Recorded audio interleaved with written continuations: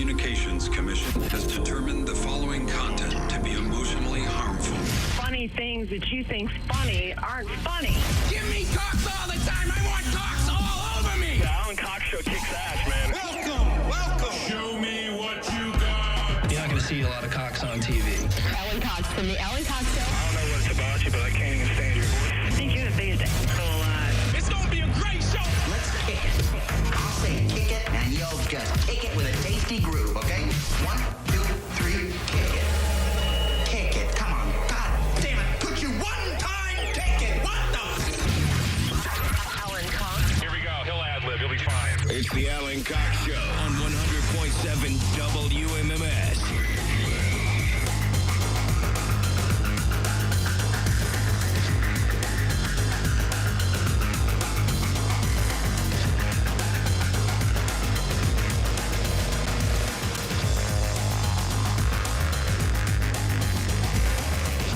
Oh, there we go. All right, hey, all my buttons are pushed. It's always a positive start to the proceedings. Good afternoon. Welcome. Hi, my name's Alan Cox. Thanks for being here.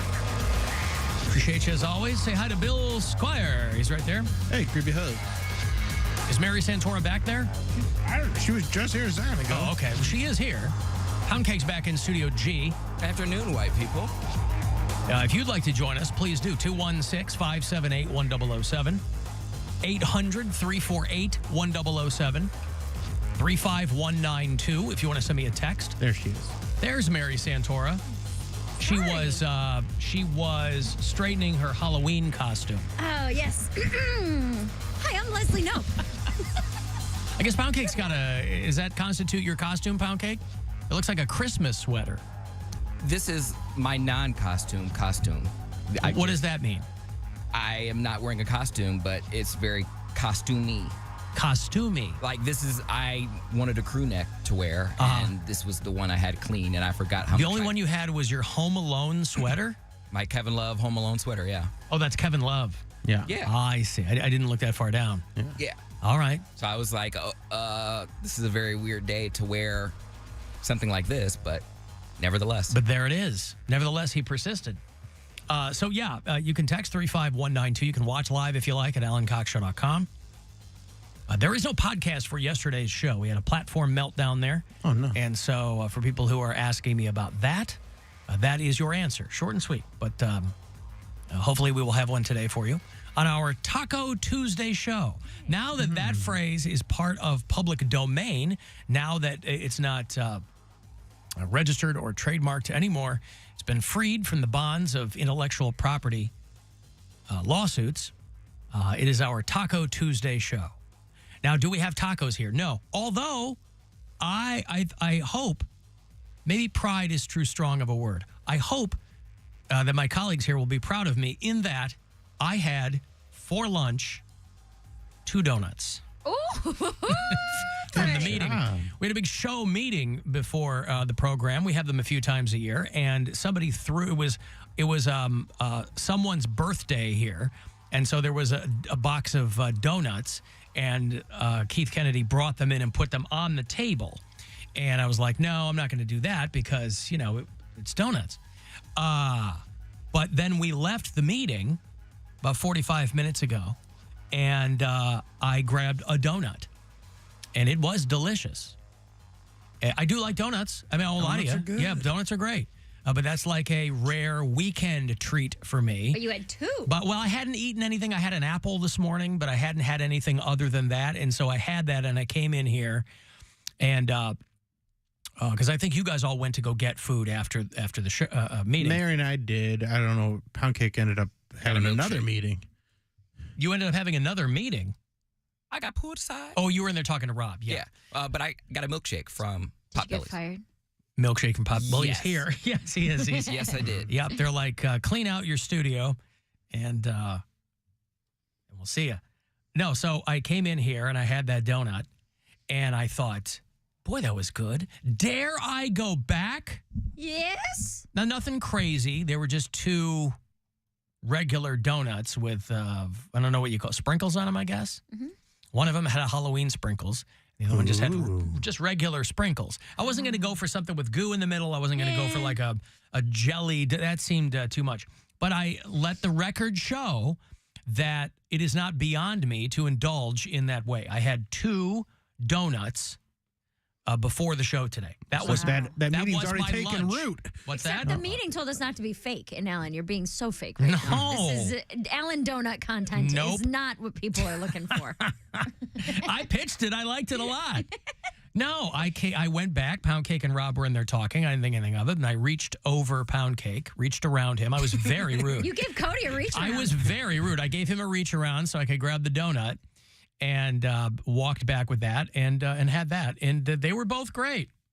Yeah, I felt like I could have my chocolate milkshake today because all I had was a salmon and chicken salad today. Oh, that sounds good. Yeah, I had that for Oh, breakfast. that sounds so good. Mm-hmm. A salmon and salmon and chicken. Salmon and chicken. Wow. Salmon on one side, chicken on the other side. Look at you go. Wait, how does that work? In a salad? Yeah. Salmon on one side. I didn't realize there were sides in a salad. Well, I don't like the meat to touch.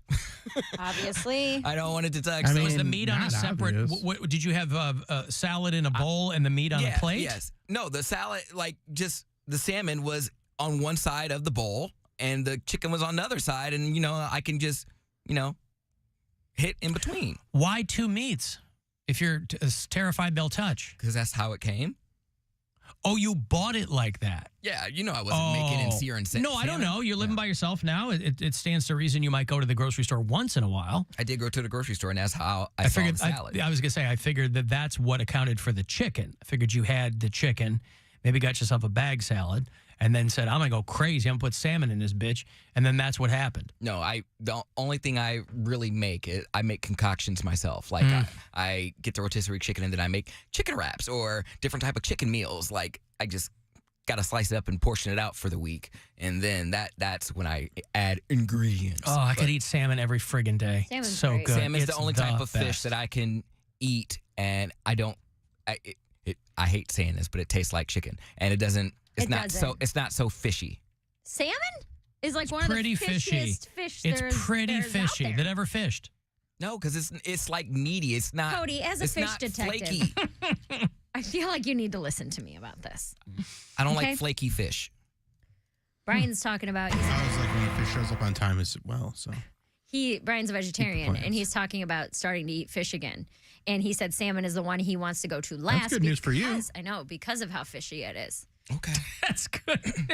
Please. Yeah, sure is. He's been having Taco Tuesday for a while. Don't worry about it. Yeah! All right, man. But he goes, I was like, okay, so what fish would you start with? And he goes, I don't know, maybe like mahi or swordfish. I was like, are you a millionaire? Like, what do you mean? Are those expensive? Yeah. Oh, okay. Swordfish? Everything's expensive now. I don't know. Maybe he is a millionaire. Maybe maybe this is his way of telling you.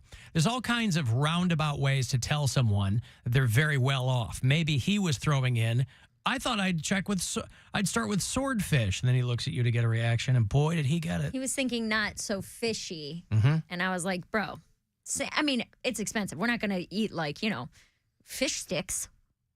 oh, fish sticks are so good. I though. do love a fish stick, Fish but sticks are good. it's not even, we can't even confirm that it's fish.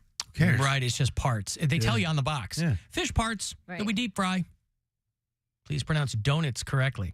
Listen, the people out there in Shamokin, PA, they like their Dunkin' Donuts. They might go to Turkey Hill for a donut. So Mary is dressed as Leslie Nope. Nope, today. 2012, Yep. yes. And you know what's really funny? I didn't own a single button in my whole house. So this is a Christmas ornament that I put Nope 2012 on. A Christmas ornament. Yeah. Just grabbed it out of the thing. It's and what I had that Yeah. was like, okay, I can make this into a button. And then you know what's funny is that I have on like a little a pencil skirt and a blazer and a top. And when I walked into our office, I was like, oh, I'm just dressed like a 50-year-old saleswoman. Right. Like, They thought you were going to be moonlighting in the sales department. like Hey, it's Mary's first day. Right. And and the thing about Leslie Nope from Parks and Rec, the show is 10 years old. Okay. I get that. But Still funny. people tell me I sound like Amy Poehler all the time. You do. So I plan on recording something in the breaks today in the office setting to make like a video like, hey, I'm Leslie Nope, right? But it just made me laugh because I was like, oh, they might just think I'm dressing up for the meeting today. Like, they might just think that I put in a I little mean, effort. we would never think that, nor would we Right. expect it. Right. But it just made me laugh because she Grant doesn't. Larson is on the phone for the National Park Service. I cannot meet with him right now. We are in crisis mode, okay? Larry, just tell him I need to reschedule because I am trying to fix my beehole disaster. Okie dokie. Wait, no, Larry, don't tell him that. Don't mention my beehole. I've been practicing that one all day. That's Mary. That's not even a clip from the show. She sounds so much like Amy Poehler. I have been. I found that audio and I've been practicing it all day, and that's going to be the clip that I try to recreate. You want to hear it, or do you want to wait until it's done? I want to wait till it's done. Okay. Because I just played that. I want to hear your finished product. Finished product and play it side by side. Mm-hmm. Okay. I've been trying to. I mean, and here's the thing: people say I sound so much like Amy Poehler that I'm like, I'm basically just trying to mimic her like inflections. Mm-hmm. And we're familiar with that clip on the show, which is like, well, Alan already has this as a drop, so I'll practice this one. But I'm like, I don't really need, like when I do Ruth or an Australian accent, like those are very like a Ruth Langmore that you're changing your whole character. Yeah. This is just kind of like speaking a little bit higher and a little bit faster. Is there things that Leslie Knope could say that maybe you said on this show and you could say in a Leslie Knope way? Like what? I don't know, Alan, what do you got that Mary said on the show? I mean, all kinds of things. I mean, I know Leslie Knope loves sweets. People came all over me. She does love sweets. I like cream pies. That's from Parks and Rec. See? And it all slides around and it mushes out and nothing stays where it's supposed to stay. Your voice is so similar to hers. You sound like you could be divorced from Will Arnett. I am. Supposed to strap it to my face? I didn't want that. I'm trying to hit this. Am I supposed to strap it to my face? Right. You can't have a frown on your face if you're sliding down a fireman's pole. All right, now I'm going to play this dumb thing. I got to take a break here. If you want to send a text, 35192. There's another $1,000 waiting for you at 2:30. Listen for those keywords. You get them every hour. $1,000 from the Buzzard bookie on the way. The Alan Cox Show. Everywhere on our free iHeartRadio app. Or whatever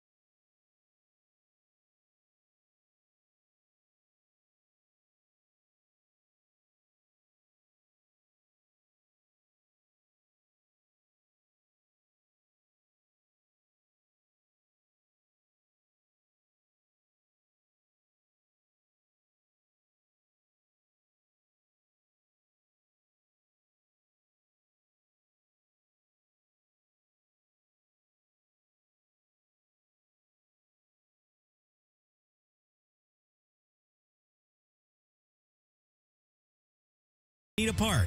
Tune into USA and NBC on Friday and Saturday to catch all the action. Why is iHeartRadio the #1 streaming radio app? Free music. Free live radio stations from all over the country. Free podcasts. Free playlists. Free contests. Free artist radio stations. Commercial-free stations. It's free. I love iHeartRadio. Join the millions of music, radio, and podcast fans on the #1 streaming radio app now. iHeartRadio. iHeartRadio. iHeartRadio. Free never sounded so good. His first marriage didn't work out. He caught her texting another show. Sounds like he deserved it. It's Alan Cox. On 100.7 WMMS.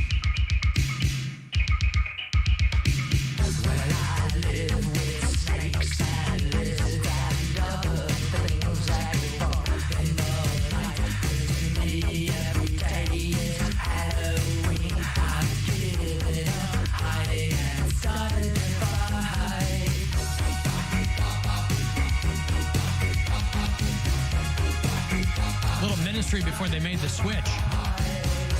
When Al Jorgensen was still faking the British accent. Late 80s, probably. We'll play ministry for you, by the way, the harder stuff, the later stuff. On Saturday night, we do a show here. It's nothing but metal. And it's called 2 Hours to Midnight. Low play on the classic Iron Maiden track. But 10 o'clock, Saturday nights. Me, Corey Roddick, Pat Butler.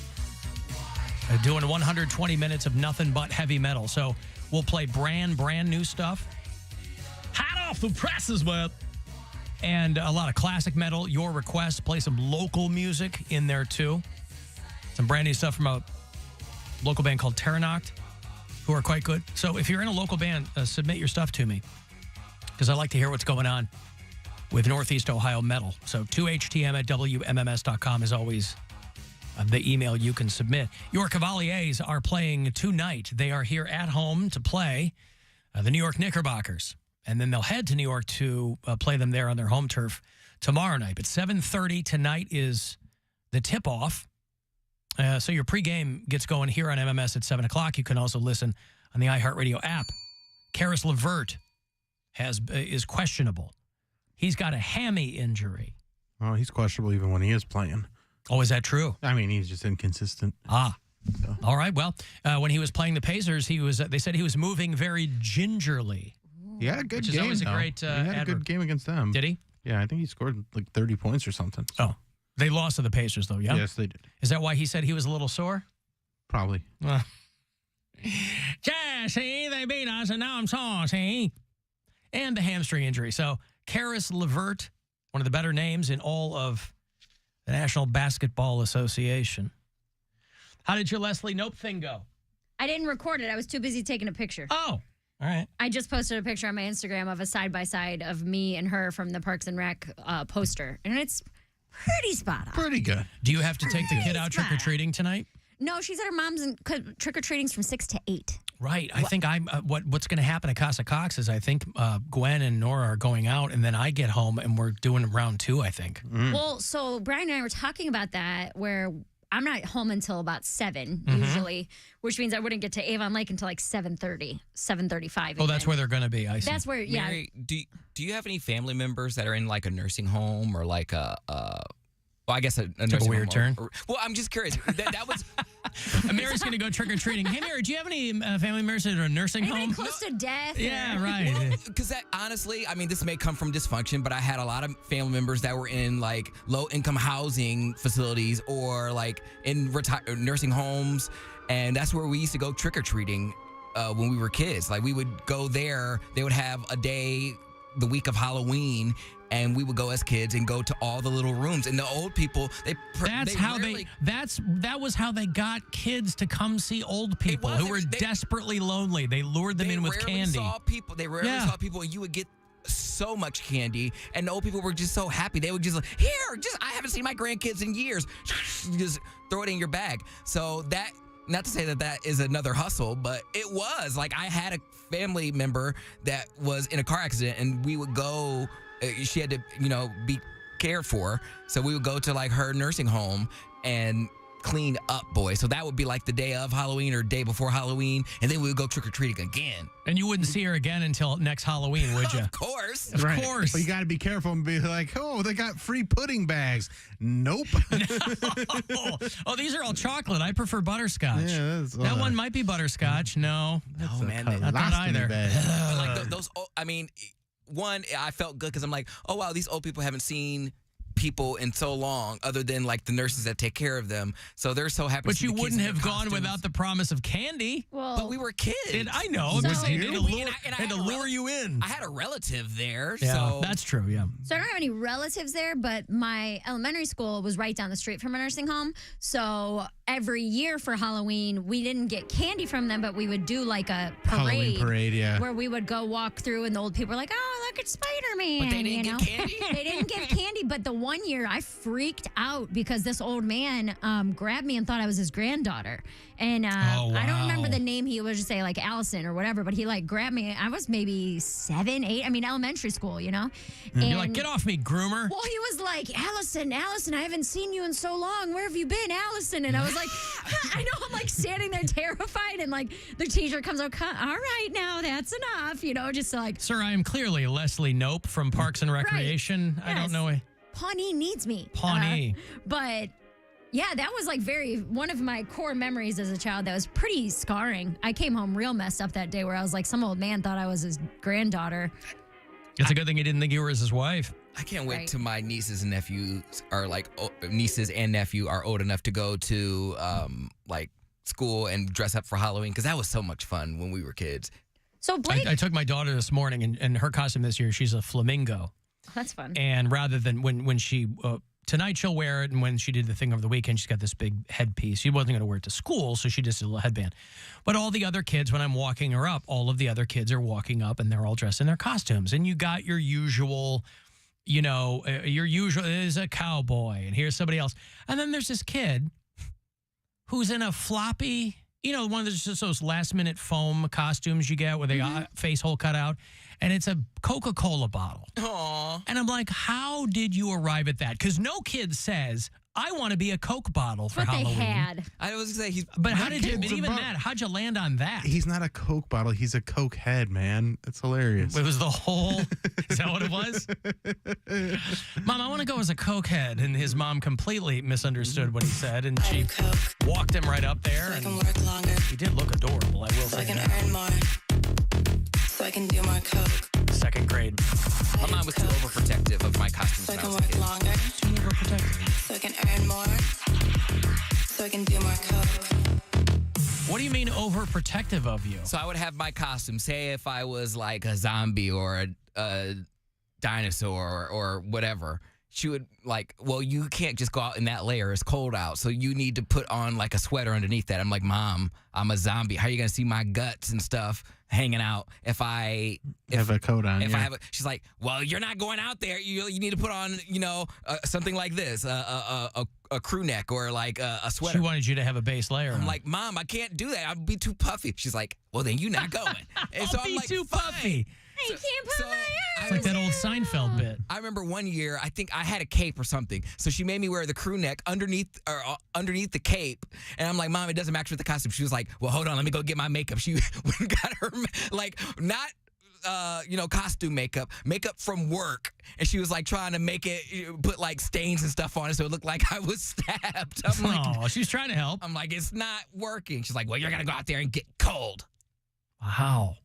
Dude, she wouldn't just say, hey, live and learn. Go ahead. Go out there. She's she's protecting her child from getting my costume. No, understood, but I'm just saying, one time you look at your kid and you go, okay, go try it. And they're going to get like one house over and they're going to come back and go, oh, it's super cold out there. You go, right. I think she knew that I know a few things. Put this coat on. I think she knew that I wouldn't. I think she knew that I would. Out of spite. Not even out of spite. I would be so dedicated to my costume. I have my makeup on. I have my cape. It goes with the costume, so I would commit to the bit. She knew that I would not, no matter how cold I was, I wouldn't come home. Wouldn't let on. Because especially if the wind is blowing, because there was never, I don't think. Oh, and it's supposed to snow tonight. See, that's the other thing. Brian literally just texted me and was like, hey, I'm going to go out to Avon Lake. I'm getting off work a little early. I'm like, you go have fun. And it's so cold outside. It's so cold outside. And by the time I would get there, before Cody asked me if I knew what a nursing home was. I said, did you have any people in there? Oh, sorry. By the time I would get there. Do you know what a nursing home is? Convalescent is a word that gets used a lot. Trick-or-treating. Not by Poundcake. It's convalescence. Trick-or-treating only goes till 7:30. So by the time we're done here and I get out there, it'll be like after 7. So I'm like, nah, you have fun. I'll go home. But if the wind blows, it makes your cape, look real cool. Confiscate it. I'm just saying. One of my favorite costumes that I did when I was a kid was the Crow. That's a good costume. I was As probably, a child? Yeah. He was a kid when that came out. Yeah. I was listening Movie to was the soundtrack. 94, right? Yeah. So I was 12 years old, and it was probably one of the last years I went trick-or-treating, and I had like a wig that I had to like cut so it was like the right length, and did all the makeup, and every adult's like, what are you? And I'm like, I'm the Crow. And they're like, you shouldn't know that. And I was like, well, I do, and it's great. So I feel like the Crow it feels like a grown-up costume, grown-up-ish, at least older than that. But yeah. Great costume. I just love that movie. R.I.P. Eric Draven. Left us too soon. And Brandon And Lee. what's his name for that matter? Yeah. Oh. The guy who died in real life. While we're on the topic of movies. Well, can I give away this money first? No. Yeah, go ahead. It is $1,000, courtesy of the Buzzard bookie. Listen closely and good luck. This is your chance to bet with the Buzzard bookie and win $1,000 now. Enter this nationwide keyword at WMMS.com. Check. That's check. Enter it now at WMMS.com. Movies. When Evil Lurks. Did you watch it? We watched it last night. Your thoughts? It was okay. You were like, oh, it's so good. It's I bloody. thought so. It's It's bloody, yeah. It wasn't that bloody, I don't think. I mean, I'm tailoring these for you. Well, okay. You don't like full-on gore fests. I think my problem is that there's no real original horror movies anymore. Because I'm like, oh, this is kind of like... I thought that was it's kind of like Smile. They live in a world where demon possession is a way of life. But it is also, it jumps It's like a virus, in Smile. yeah. It jumps to whoever's closest. Yeah. It infects animal. Like, I don't know. I was like, oh, so this is kind of like Smile meets The Happening meets Children of the Corn. And then Brian's like, I think you're overanalyzing. Well, like, but yeah, I can see that though. I mean, if you go, oh, there's been so many horror movies, you go, this is like this meets this. Yeah. I thought Smile really wasted that premise. That's one of those movies that really killed it as a short film, and somebody goes, we should make a full-on film I about liked this. Smile a lot. I thought it was crazy overrated. I watched it and I was like, yeah, it's a cool premise, but I didn't think that whatever. I watched No One Will Save You last night. What'd you think? I liked it. Yeah, I thought liked it wasn't, I thought it was going to be like one night, so it was a little bit more in depth than I thought it was going to be. Yeah, because there's kind of a backstory that you find out. Yeah, so I thought it was just going to be literally hiding from aliens for an hour and a half, and it wasn't. I mean, it's still a lot of that, but like it was pretty fun, and it was a little. I feel like it played really well with a lot of alien invasion tropes and made them kind of fresh and like honored them at the same time. I like it. Yeah, I thought it was good. They announced a sequel. And I like that no dialogue either. I thought that like was one line of dialogue, the whole thing. They announced a sequel to It Follows. For people who remember that movie, they're bringing Micah Monroe back. They're bringing the director back. It's called They Follow. It still follows. It still follows. It's called They Follow, but that movie's going to be 10 years old by the time follow me, subscribe, and share. Yeah, by the time the sequel comes out, it'll be a decade since that first one. That's It Follows. Speaking of viruses, or I guess it was an STD, right? It was like a it was a ghost STD. Ghost STD, but I thought a very cool premise. And that's, have you seen that, Mary? You guys watch It Follows? I haven't watched that one. No. Yeah, I like that one. The one I'm going to watch tonight is classic Young Frankenstein. Yep. Every Frankenstein. Halloween. I haven't watched it yet this season, so that's going to be tonight's agenda. Okay. While Brian's out trick-or-treating. You're going to be watching that. Yeah, that's like I mean, it's not a scary movie, but it's a, It's of the time of year. Yeah, I understand.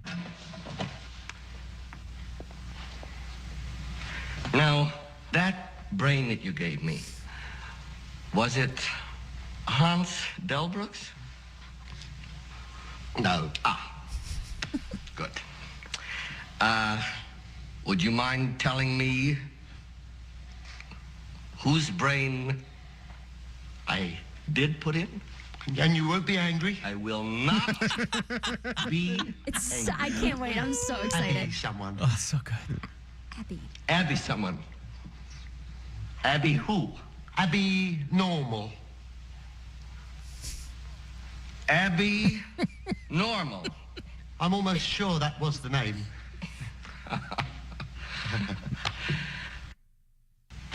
Are you saying that I put an abnormal brain into a 7.5-foot long, 54-inch wide gorilla? Is that what you're telling me? Give him that. Give him that. Oh, God, it's so good. I will not be angry. So good. I love that movie so much. Yeah, so that's a good pick. Yeah. Young Frankenstein. The coaster guy, Roman, he gave me that TV tray last year. Oh. Which I actually use a lot if I'm sitting on the couch writing or like playing a Sudoku book or something like that. I'll have my little There's a Young movie. Frankenstein. It was a movie that is not good at all, and they made it for next to nothing. But again, it was a situation where the intellectual property was back in the public domain. They made a horror film out of Winnie the Pooh. It's called Blood and Honey. I saw that. It's supposed to be funny, right? It's on Peacock. And there was a teacher in St. Louis or something a couple of weeks ago who like got in trouble because she showed it to a third grade class, and the kids were like yelling and complaining about the movie, and she just kept it rolling. I don't know why, but of course the kids complained to their parents, and they were like, "What the hell is going on?" I don't know if she was a substitute teacher. I don't know if she had a bad day. Just needed to close her eyes for a little bit, put her feet up. I don't know, but she showed them Winnie the Pooh, Blood and Honey. Come on. And it couldn't have been a case of mistaken identity or confusion because, you get a few frames in You're like, and you know what's going on. Well, you look at the cover and it's called Blood and Honey. Like it's. Anthony, hello. Hey, Alan, how's it going? Good. Hey, saying hi to everybody. Mary. Yep. Cody in the back. How you guys doing? Hello. And hello. The It Follows movie.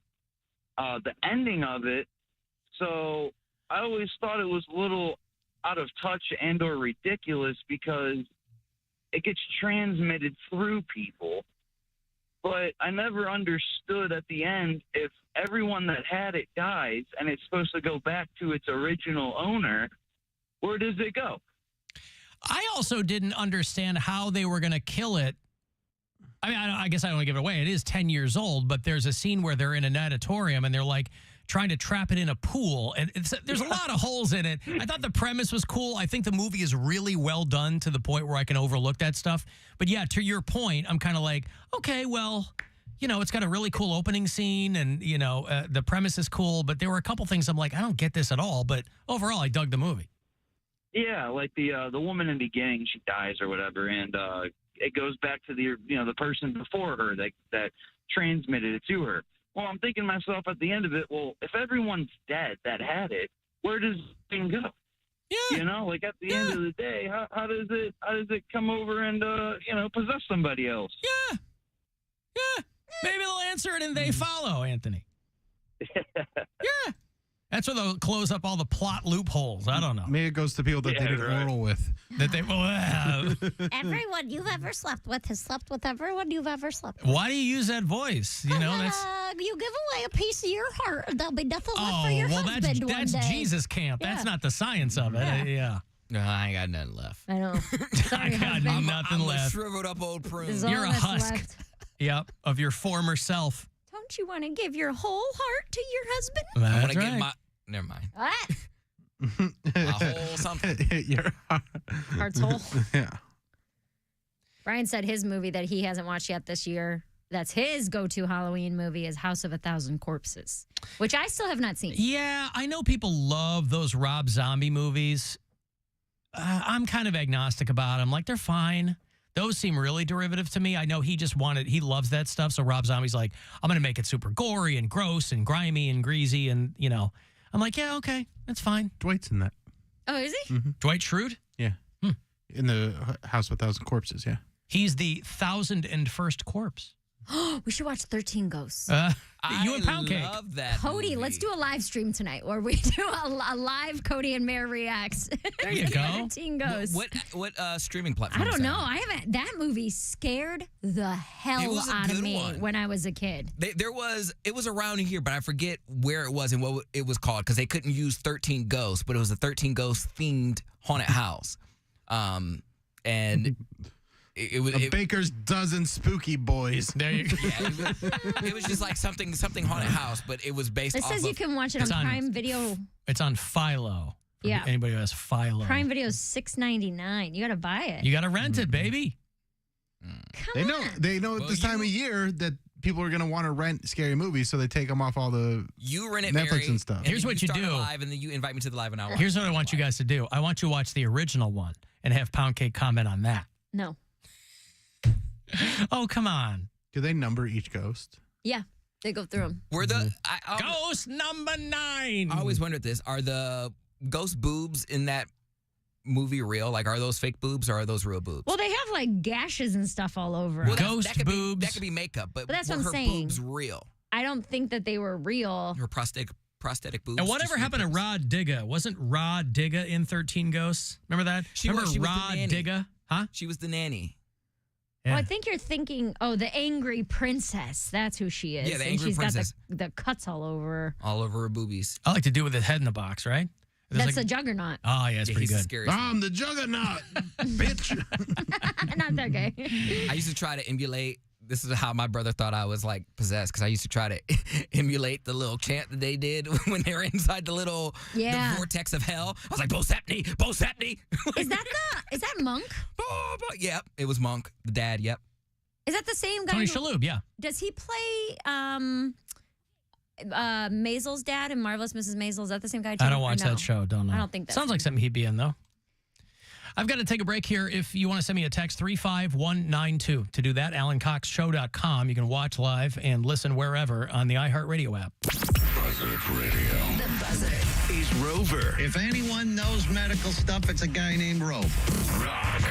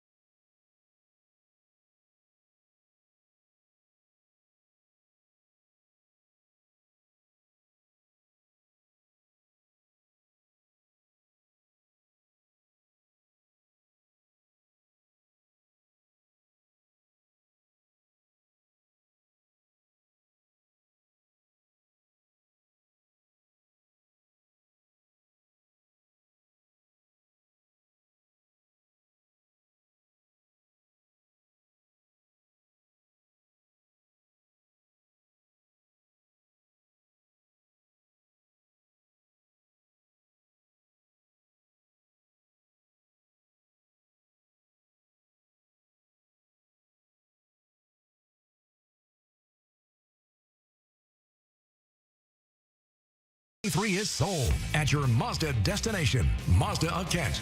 MazdaKent.com. MazdaKent.com. Lease new Mazda CX-30 26.5, $39.75 due at signing. Security wait, $229 per month for 36 months. 10K per year miles, 29 cents per additional. Total of payments, $8,244. Tax tag, Dodge fees not included. To qualified buyers. Portions of the following program were pre-recorded. This is The Buzzard. From the Barrio Tacos, Tequila, and Whiskey Studios. Voted Best Taco by Cleveland Scene and Cleveland Magazine. The Buzzard. The home of the Buzzard. This is 100.7 WMMS. Cleveland. Call the Alan Cox Show. Where's the best place in America to meet single girls and guys? 216-578-1007 or 1-800-348-1007.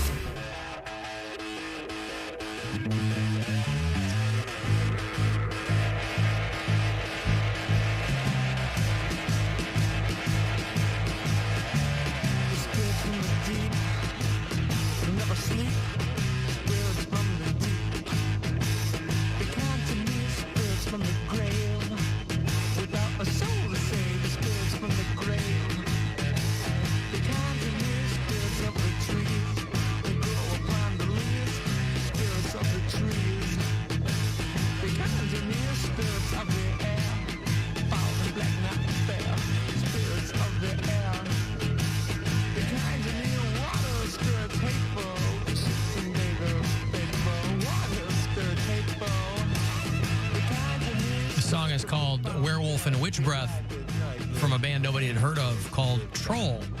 The Troll is the name of the band. 1968. The song is very reminiscent, to me at least, of a song called Spirit in the Sky by Norman Greenbaum, which came out a year later.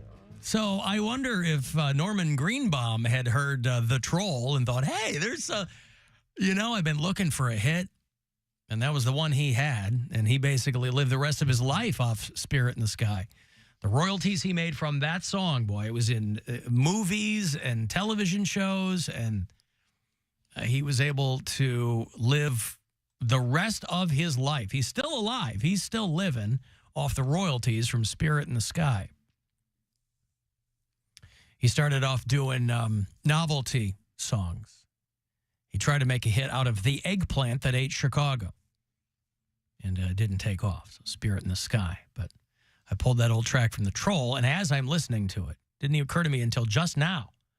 I'm like, that song is very, very similar to Spirit in the Sky, but it turns out that it predates Norman Greenbaum. Cavaliers at home tonight to play the New York Knicks at 7:30. So 7 o'clock is when that pregame happens. The very last day today, let's say you wanted to dip into CLE Clothing Company to get yourself some game time appropriate gear, or maybe some retro Buzzard merch, whatever it is, you can use the promo code SPOOKY. Today is the very last day to do it. Tomorrow, when November starts, you're going to want to use the word gravy for 20% off. Mike from Parma had a great suggestion, a little late now, but he thought that October could have been gravy as well. Gravey. Tying into Halloween, but there it is. So spooky today, gravy tomorrow.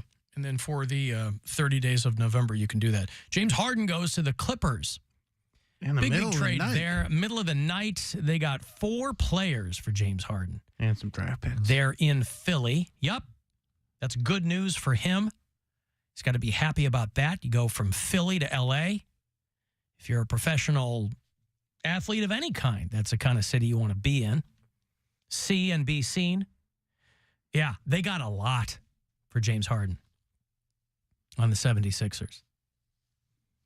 And he hasn't played yet, I don't think. No. Has he? No, James Harden hasn't he said he played. would never play for Philly again after this summer. They had to deal him to somebody. Yeah, there's been a whole thing. Yeah. And they're probably better off without him. Mm-hmm. Like he's just putting bad vibes everywhere in Philadelphia. Well, wherever he goes, because it's never where Nets, Rockets. Where did he go? So he started with the Thunder. Mm-hmm. Then he got traded to the Rockets. Had a good years there. Won MVP once, I think. Put up great numbers, but never got over the hump of the Western Conference Finals. Like he and his performances specifically were subpar in the playoffs.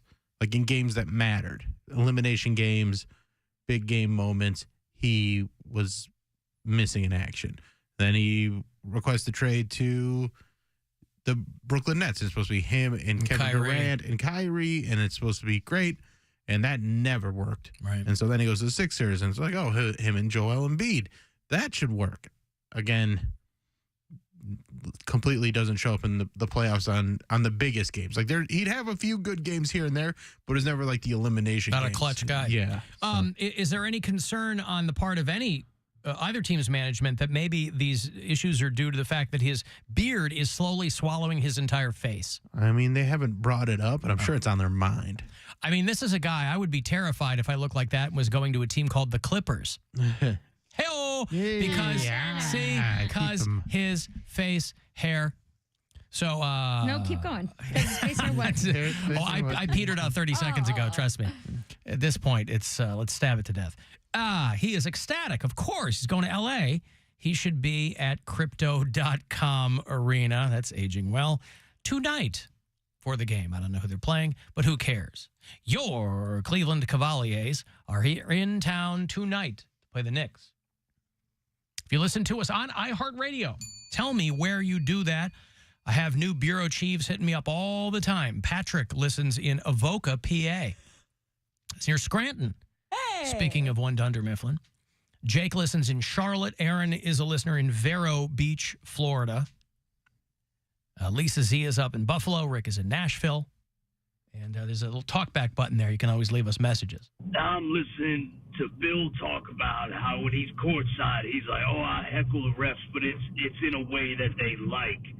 You know what, Bill? I'll come to your comedy show. I'll heckle you in a way that you'll like, okay? I'll be a part of the show. I'll enhance it for you. I'll make it better. It's ridiculous. Y'all are such babies about heckling at comedy, and then any other show, go play in a band. Everybody's yelling, screaming, throwing beer bottles at you.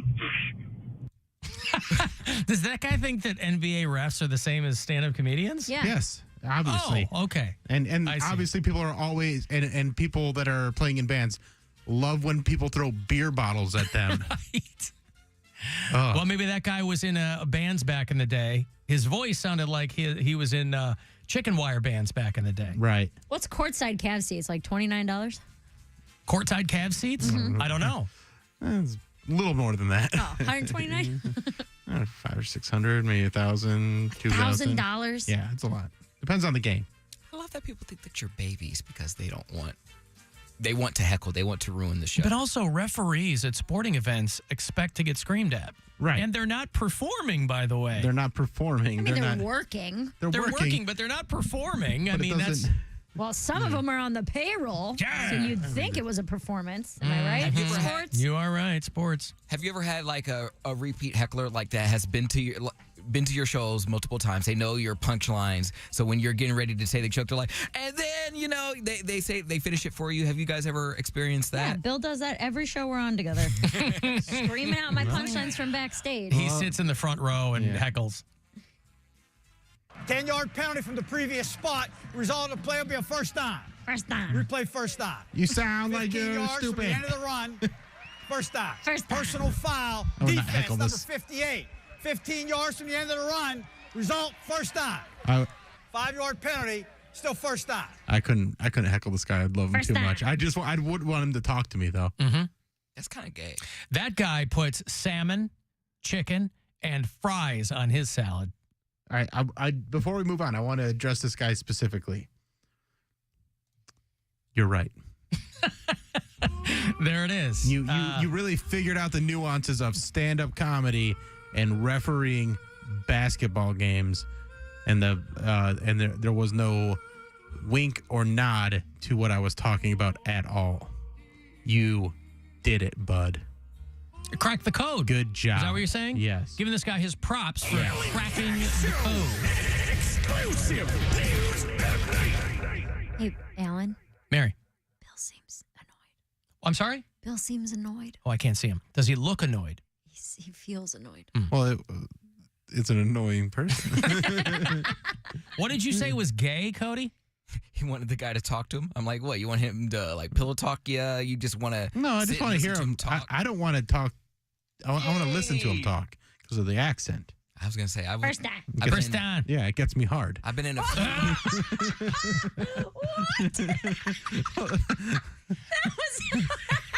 You know how I know you're gay? How do you know I'm gay? Because you macrame yourself. So he was right. It is gay. I know you're gay. He nailed it. I've been in a few homosexual relationships, and none of the guys have ever once said, "Let me hear you talk."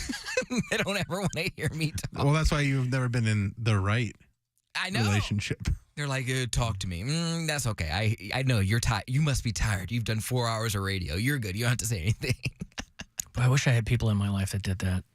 You know, I know you don't want to talk. I'm going to let you just kind of be quiet and don't worry about it. You just have to set. Any lines that really work? No. Nothing? No line? No. Because women are too smart. So they used to do a thing, and I forgot about this show until one of our Pittsburgh listeners reminded me. They used to do a show in Pittsburgh where this morning guy, he was on a radio station I competed with, and I don't even think he's in the business anymore, but he had a good long run in Pittsburgh. And he would go out to the bars, and he would talk to people, and it was pre-recorded, but they would run a phone. It was like it was called Date Night TV. And they would run into girls who are like, I'm looking for a guy that's got long hair, and he's nice and tall, doesn't mind coming out to see me. Oh, it was the best. Date Night TV. I loved it. The lines are cheesy. I'm sorry. What should a guy do if he wants to come up and talk to you? Just be nice. I mean, So you could tell that he wasn't from Pittsburgh. You know, Right. you move around a lot in this business, and so you'll get kind of like regionally neutral, so how you feel, but you talk to the guys in the clubs, I just want a girl to go home with me on the first date. That's all I want. She don't care. She lets me do the first dine on her, if you know what I mean. I was trying to go Wink, wink, I'm trying to go dine on her. You got little permanis in your panties. Yeah, that's right. Oh, my God. Be dripping like an over easy egg. Yeah. What's your... I'm harder than a 12-pack Iron City. Well, there's a new news clip of some. I thought I sent it, but I might not have. Of whom? It was just Pittsburgh in the news. Just the recently a Yinzer. Oh, I posted over the weekend. It was the 4th anniversary of the bus. Yeah, bus sinkhole. Yeah. Oh. Oh, here it is. Okay, I'll mail it to you. Is this the SWAT team thing? And it's some lady talking about her husband. Ladies and gentlemen, Him we are going downtown? experiencing technical difficulties. Please stand by. He don't like to go downtown, but I always tell I him, told him that's what I like. Tony, you need a mouthful of me. And he said, what, I can't do like Donnie does it? Donnie. Charles, get down off of it. Come down. Momentarily. Charles, stay tuned. come down. I told you the first time that my sister and I went to Pittsburgh, she had never been there before. We went to the casino out there, and she was like, why do they sound like that? I was like, bro, that's just what they sound like. It's beautiful. And I was like, wait, because it was, I think we were off on a Friday or something, so we went out there on a Thursday. And I was like, wait for the night to go on. The more drunk they get, the less coherent you're going to be. The more you're slurring. These Yinzers.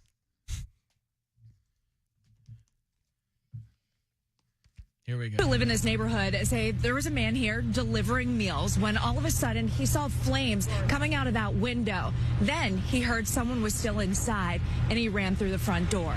Actually, my husband looked out the window and he said the house across the street was on fire. I didn't believe him because he lies so much. Didn't we play this last year? Did we? I don't know. I think so. Yeah, I love it because he lies so much. He rolls her eyes. Yeah, we did, but yeah. Oh, it's great. And her hair and everything is just so Pittsburgh. I love it. Like she's gonna lie to you about the house next door being on fire. They lie so much. Oh, that's great. Yeah. There was I was reading about people, the housing market is so effed that people are literally cool with believing that they're buying a haunted house. Most people are cool with it, I have to think, because they don't really believe in it. If somebody was like, well, this house is supposedly haunted, nobody who's looking to buy a house, if it was in their price point, they wouldn't care. They go, fine, I don't care if the floor is bubbling and there's blood coming out of the toilet. That's how crazy the housing market is. Difficulty level of trying to buy a house. They said that if all of the other factors fell into place, a huge majority of people say, I would be perfectly fine with buying a haunted house. No way, sir. But what if, again, this is contingent on, again, I think a lot of people are cool with it because they don't believe in it. So people go, yeah, fine, I don't care. But what if it was real? What if it was unequivocally real? What I mean. That a house was haunted. So you go, well, here's my, it's like that kind of hacky bit about people on house hunting shows where they don't make any money, but they have a massive list of needs. My must-haves are a giant pool, oceanfront view, that whole thing, I make pottery at home. But if it checked all the boxes, had a swimming pool, if whatever was important to you, huge backyard, ideal location, right? The school district, dynamite. What if it was provable that the house was haunted? Would you? These people are saying, yes, I would buy that house. No. Nope. It's not worth it. You're going to get messed with. You're not going to be able to sleep. And you might You're be going to go stuck crazy. there. You're going to end up killing your kids. Why you is kill it? your family. But why is it? Aren't we? But you could buy a new house and you could still do all that stuff. But too, aren't we? so. But haven't we been convinced because of movies and books and things? Right? Why is it always the implication that it's a house and not you? No. Oh, that it's angry ghosts. Why is it always assumed when people think haunted house, they think of nefarious, angry hauntings? Because that's what the media wants you to believe. Well, that's what I'm saying. Do we get that from movies? They don't show movies? any of the nice ghosts. Well, what about Casper? He has one, and his uncle sucked. no, there's a bunch of sequels. And his uncles sucked, but they were still like kind of fun. If somebody said, the haunting. this is the house of your dreams. Now, I must tell you, because, in some states, they have to tell you if someone killed themselves in the house. That's not across the board. I don't know what the thing is with Ohio. But a real estate agent will tell you if they have to. They don't want to tell you anything they don't legally have to. So they'll tell you if they have to. Now, I must tell you, someone killed themselves in the attic. And a lot of people, again, they wouldn't care about that if they found a house they loved. You're looking for a house, you find your dream house, and they say, now I must tell you, the house is haunted. However, the last owners of this house, they weren't driven out. In fact, they just found a house they liked more. That could be and a lie. They told us that the hauntings were actually quite pleasant. It manifested itself in, they didn't see knives, axes in the wall with blood or anything. They were like, into my kids' cereal. yeah, they're like, all of the Yeah, just clothes helped out were- around the house. They did. They folded the laundry, Yes. ran the dishwasher. Yeah. If it's a helpful ghost, like the ghost of a butler, and he's going to do all his butlerly duties. Unfinished Okay, but business. what if That's it's his just unfinished business. It has to clean for all eternity. what if it's just the idea that there could be a ghost? Because that's what any haunted house is actually. Like someone's gonna say, "Oh yeah, this place is haunted," but there's no actual proof really, and you're gonna get the house for a discount. You're not buying that. But the thing is, It's your dream home. They also said that 29% of the people that took this survey said they would be more likely to buy a place if it was said to be haunted. Because they figure they got a side hustle there. Getting Airbnb. rubes to walk through and right. Or even just making content with it. Mm-hmm. There's this couple I follow on TikTok who live in a haunted house, and they're always showing like chairs rocking on their own and doors slamming when no one's home, and it's all like ring camera footage and stuff. And I'm like, okay, well, because is the house haunted and they're just capturing it? How are they setting up these contraptions? Like, people are making a living doing that stuff on social media. But if you were in a state where they had to tell you, and there are a lot of people that are like, I don't believe in ghosts, but I don't know that I want to be in a house where somebody killed themselves. That's me. That's like a weird juju. Yeah, but that's because you believe in ghosts. What I'm saying is, even if you don't believe in ghosts, you might still get like a bad vibe, like a weird. You'd feel weird about it. Have you ever walked into my a thing place? is like, what are the odds that it's gonna happen again? So lightning gonna strike twice? Have you Did ever it once. Have you ever walked into a place and been like, I just don't feel right here. Like, this is Yeah, very church. uncomfortable. Yeah, Or like, I get that vibe. like a at- black nightclub. I meant like And churches are haunted by the ghost of Jesus Christ, our Lord and Savior. I get that vibe a lot of times in hotels. Or like earlier Yes, in because my thousands of people have spermed all over those rooms. where That's you why. just walk in and you're like, I don't know, man, something about this place isn't right. I don't feel right here. Like, you don't ever get those instincts where you're like, I feel like something bad either is going to happen here or it has happened here. Like, this is not a good place to be. Not at the Ritz-Carlton. No. Always feel awesome at the Ritz-Carlton? I am. Alan is. Always feel awesome at the Ritz-Carlton. If I'm at an XL Inn, I go, I'm getting a weird vibe off this place. This haunted La Quinta. No, I don't. Well, anywho. I don't get those premonitions from. Like, I get it from people, not from places I Spaces? go. Yeah, like I just don't want to be around this person, but it's usually just they're like when someone's like too eager to meet you. Mm. You know, yeah. I've never had that happen, so I'll take your word for it. But, well, anyway, a lot of people would have no problem buying a haunted house if it was proven to them that not even proven, probably. They'd be like, yeah, it's fine. I don't care. Where do I sign? I've got what for you? Ooh, you want to go see comedian Tim Dillon? If you are a fan, he's coming through to do Playhouse Square. And I will have a couple of tickets for you on the other side of the break. Sorry, MGM Northfield Park is where he's going to be out there in January. $1,000, that is ahead of you as well. 3:30 is that next keyword.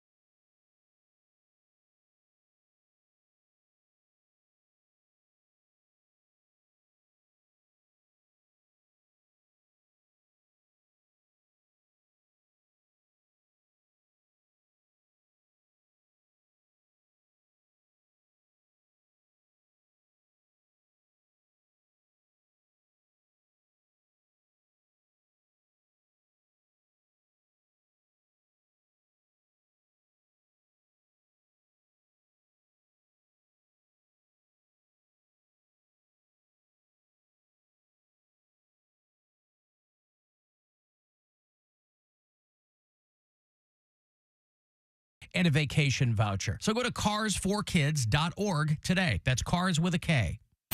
Why is iHeartRadio the #1 streaming radio app?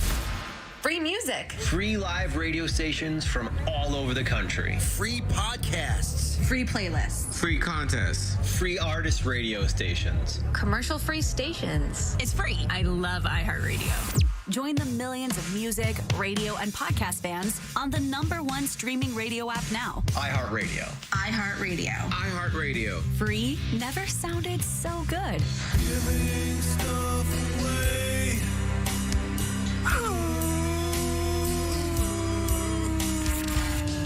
We're going to go see comedian Tim Dillon. He's doing the American Royalty Tour. Brings him to MGM Northfield Park on January the 14th, right after the first of the year. It's going to be a Sunday night. The tickets are not on sale until tomorrow morning, so you can win these before everybody else gets their greasy little mitts on them. 11 a.m. tomorrow, Ticketmaster.com. You'll be able to buy these tickets, but you can win these, two for Tim Dillon in January. Good luck. Caller 10. 216-578-1007 or 800-348-1007. Who needs broadcasting awards? I like the sound of my own voice award. When you've won World's Sexiest and 5 years in a row. And the winner is Alan Cox. On 100.7 WMMS.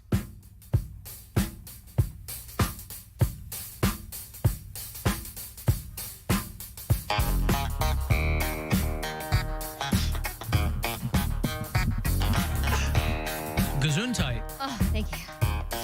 I got another $1,000 for you here to win from the Buzzard Bookie in about 6 minutes. So listen for the next keyword there. You get about 30 past every hour. Cavs are at home tonight against the Knicks. It's a 7:30 start. What's that? Going to my first game of the season. Oh, you are? Yeah. Courtside. Somebody No. texted me in the break and said that Not the courtside. cheapest courtside tickets for the game tonight are $1,500. The Of course, Knicks. the bots grab them and mark them up, but you can get way up there for $4. So We're you gonna won't be be in up the in the rafters. Club levels. Where we're going to be. Is that you and a guest? Or are you someone's plus I'm one? someone's plus one. Hey. I am going with pants. All right. I mean, I'll be Okay wearing pants. pants. Yes, okay Right. pants. Mhm. Pants is his real name is Aaron, but he goes by Pants. Hey, Ron. See the Browns trade? Oh, they did? What did they make a trade for? Donovan Peoples-Jones to the Detroit Lions. Oh, wow. For the 6th round pick In 2025? in 2025. Wow. Yeah. There you go. Well, he went to U of Michigan M, guy, yeah. I was going to so, say. His contract was up after the season, but no touchdowns so far this season. Touchdowns. So they said it was kind of, what I was reading said that it was kind of a foregone conclusion that he was going somewhere, because I don't think the Browns, they didn't give him a vote of confidence. Yeah, probably not going to re-sign him. So, right. There you go. So he will go to the Detroit Lions, where he will join Ndamukong Suh and the remainder. And the remainder of the Who's your quarterback? Barry Sanders and the No. Go on. Charlie Batch and the Jared Goff. There and the go. Detroit Lions. Oh, I know. My wife's a Lions fan. There it is. But listen, I come from the Barry Sanders era of the Detroit Lions. They have a guy, you like names. Mm-hmm. One of their wide receivers' names, Amon-Ra St. Brown. I saw that. Amon-Ra. Mm-hmm. That is a family that's really into Egyptian deities or literature or something. So, anyway, Donovan Peoples-Jones going to the Detroit Lions. And maybe he's a future Hall of Famer for them. Who knows? We got a couple dozen guys in the Hall of Fame. But blah, blah, blah. That'd be a big turnaround in his career. Yes, it really would. To go from kind of underproducing. Yeah, but they're Hall of Famer. Listen, You never know. People love a second act, especially in pro sports. There's a guy named Craig Counsell, by the way, who is in the final days of his contract as the skipper of the Milwaukee Brewers, and he is having conversations with the Cleveland Guardians to replace Terry Francona. He's talking to a couple of teams. I remember Craig Counsell.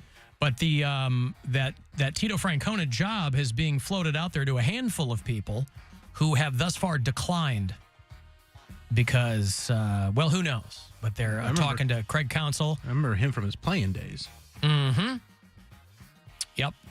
So, he's early 50s. He's a young guy. He's talking to the Guardians. He's going to be talking to the Mets. But you're going to want to go to a team that is looking to spend some money. I don't know what kind of money the Guardians are looking to spend. But this guy's got a winning career record. Poundcake, did you get an interview yet? Oh, he's still on the phone. Is he? I don't know that he is. He's not. Don't get his headphones on. Oh. There he is. Cody, have you had your interview at any level with the Cleveland Guardians organization? We've been working very hard on this. Have I had an interview with the Cleveland Guardians organization? Yeah, to be the manager. Yes. I have not introduced them to the independent fielder and line drive Peter. Line drive Peter. Yep. No, I think they're slacking. I haven't had any interview yet. You think they're slacking? Nobody's asked him. Have you followed up with them? No. Okay. Well, there are a lot of people. Listen, there are a lot of people in not only in the rumor mill. I know the Guardians have talked to guys with the Mariners. They've talked to some coaches from the Astros. And now they're talking to the guy from the Brewers. And it would seem to me that it might be most beneficial to them to get somebody from the inside. You're not already in the organization, but you are in the market. I think you're well positioned. I think so, to approach them and say, hey, don't sleep on this guy. I know what's up. I mean, I have contacts, but not the person that would be doing the hiring. So what? I should just harass You asked them, yeah. Okay. Harass? Nobody's suggested harassment. No, harass them. Okay. Well, no, not harassment. You're coaching Holt. A concentrated and sustained campaign for your inclusion in the conversations that they're having with these other major league individuals. Do you have your demo today? No, I don't have it. Did you finish it? No, I did not finish it. But it's in here. It's on this computer now. Because as we've learned, they've already filled one of those spots on that show. And you don't seem to think that they're going to need to fill a third or the second. I don't think DJ Which would then what are you going to do with this demo? Well, it's good to have Tulsa, anyways. Oklahoma. I already started doing it, so it doesn't really matter. I mean, it's not going to go away, but it's really hard because when I was obviously DJ director and I was on a music station, it was easy to put, I wouldn't say easy, but it was easier for me to get my breaks coming in and out of a song. Now it's like me doing my clips in between people talking, and it's not the same. You blow it. So it's difficult for me to find. I don't know. I don't know. I'm kind of insecure about it. You blow it. Insecure about what? I'm just insecure on my demo making abilities, just because I was used to doing it a certain way, just in between songs, and now I'm doing it in a conversation, and I don't know how the flow goes. I don't know if it flows the way I want it to. Do you have an old WZIP demo? Didn't we play Best of Cobra? I gave you. I can find. I'm sure it's in my email somewhere. My whole WZIP demo. It wasn't the worst. You said. No. I'm sure it wasn't. I mean, you knew what you were doing. I just gotta search my. It's okay. I think we've probably done Best of Cobra before, haven't we? We probably have it in the Sum Up show somewhere. Best of Cobra. Right? That he was DJ Cobra. Yeah. So why is that funny? It's just a silly thing. Oh. Well, that was my I know what it is. It's just a funny little phrase. Best of Cobra is a silly phrase. That's all. Like, really? I was like, he's cute. So you knew who he was. You didn't just grab Marconi's first broadcast. Room. Boy, what radio studio in? Weird. I feel like there was just a bunch of cassette tapes on the wall, and they probably had little. I thought we had they were filming it. I made an interview, and I did not. First, since it was poorly organized, nothing against X Factor, but I didn't realize that when I went to the. By the way, were you like a personal fan of his? Yes. Okay. I was beaming. I know. Oh, okay. That's why I thought was it going to was say. funny. I thought it was going to be you doing raps around music. What was that? It was him talking to a guest. That was on ZIP. Well, that was on my podcast. I did some work with that, but no, I sent you like a demo from when I was in college. But I have it on a flash drive. I just have to find it. I don't know if I have my flash drive on. Well, it's okay. I mean, again, we don't need those. The company needs those. Correct. Except that they've. You should still send it to them. It should be in the corporate bloodstream, right? Well, again, my emails go back. I'm looking. You should make yourself. You should, at the very least, make yourself a known quantity in this company. Oh, absolutely. But again, I've convinced him. Well, no, just getting in the rhythm of things. I created a demo for Kiss FM. If you guys want that. Yes. Your Kiss demo.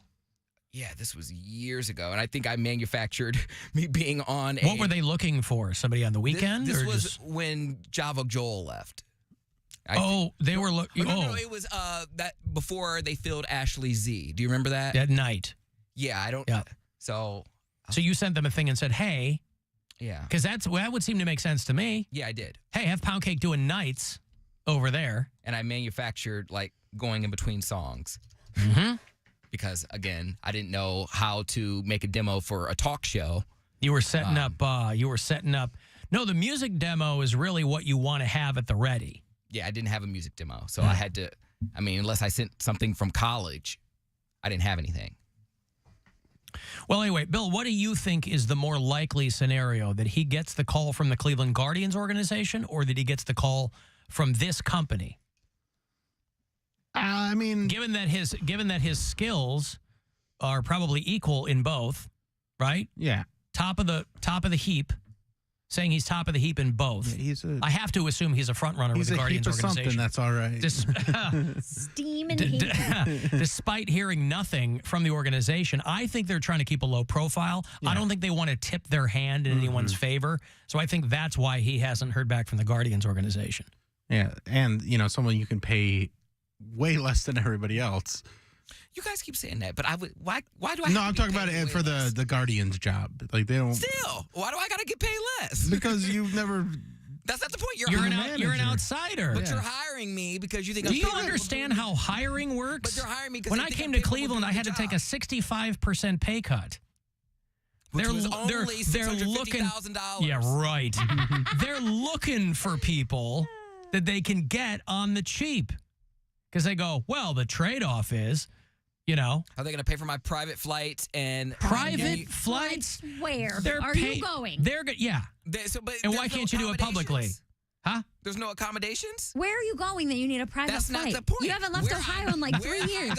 Because no one. I like how he goes, that's not the point. There's records kept called travel logs, right? You couldn't name all the positions on the field. You made some up. Line, drive, Peter. Independent fielder. That shows so good. that I'm capable of just, Yes, it does, and that's your hook. Spin it, baby. Spin it. No, that shows. That is his in. That shows that he can think outside the diamond, as it were, and create all kinds of new opportunities. Outside the batter's box? Yes, thank you. Yeah, I think they need to give me some type of travel accommodations. Okay, but you're going to be working here. Your travel accommodations are going to be around the corner to Progressive Field. Hey, can you guys give me a scooter stipend? No, I don't do scooters. Well, there's a big one outside our window here. You want to hop on that? Let's go over there in person. I got to give you some money here. It's $1,000. It is a chance for you to grab some money from the Buzzard Bookie. Good luck. This is your chance to bet with the Buzzard Bookie and win $1,000 now. Enter this nationwide keyword at WMMS.com. Bills. That's bills. Enter it now at WMMS.com.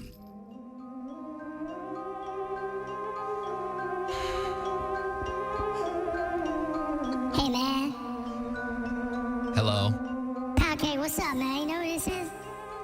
Is this Ghost Bag? It sure is, man. Today's my day, baby. What are you doing today? What do you mean today's your day? It's Halloween, dummy.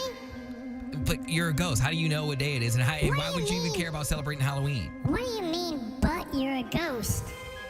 Yeah, but you're a ghost. You're a ghost year-round. Why do you care about Halloween so much? Well, you got a problem with ghosts? No, I don't have a problem with ghosts. I don't understand why you're fascinated about Halloween. It's not like you get human form on Halloween. Why do I gotta explain this to you, man? I'm a ghost, and today's Halloween. It's a big day. So where are you going as? I'm going as myself. Okay, well, today's your day. Happy Halloween day. Why are you fighting me on this, man? You just said... Are you mad or something? We're both supposed to be happy today. This is our day, not just mine. I mean, it's more tailor-made for me, but why are you in such a bad mood? I'm not in such a bad mood. I was just trying to gauge your excitement level about Halloween. What do you do on Halloween? You're not a spooky ghost. I told you I'm excited. You don't have to gauge nothing. I said today's my day. I get a day off from watching you racket. I get to go out and have fun, man. Like, you have like a Halloween party to go to or something, or? I mean, I might have a Halloween party to go to, yeah. I don't know what to tell you. I mean, everywhere I go is a party, so. Okay. Well, enjoy. And guess what? What? Because you got such a bad attitude, you ain't getting invited, sucker. Well, maybe I wouldn't want to come anyways. I was hitting you up. You always want to come. I've seen you. Sometimes I just don't get there. I don't feel like going. Gross. Give up. Gross. Here I thought we were gonna, have a good time and talk about Halloween. Are you dressing up? No. Are you dressing down? Yeah. I probably dress down. Yeah. All right, man. Well, then I'll see you back at the house later on, man. I'm gonna be out partying. You know what? Don't wait up for me. Okay, I won't. How about that? Fine. You can catch me outside. How about that?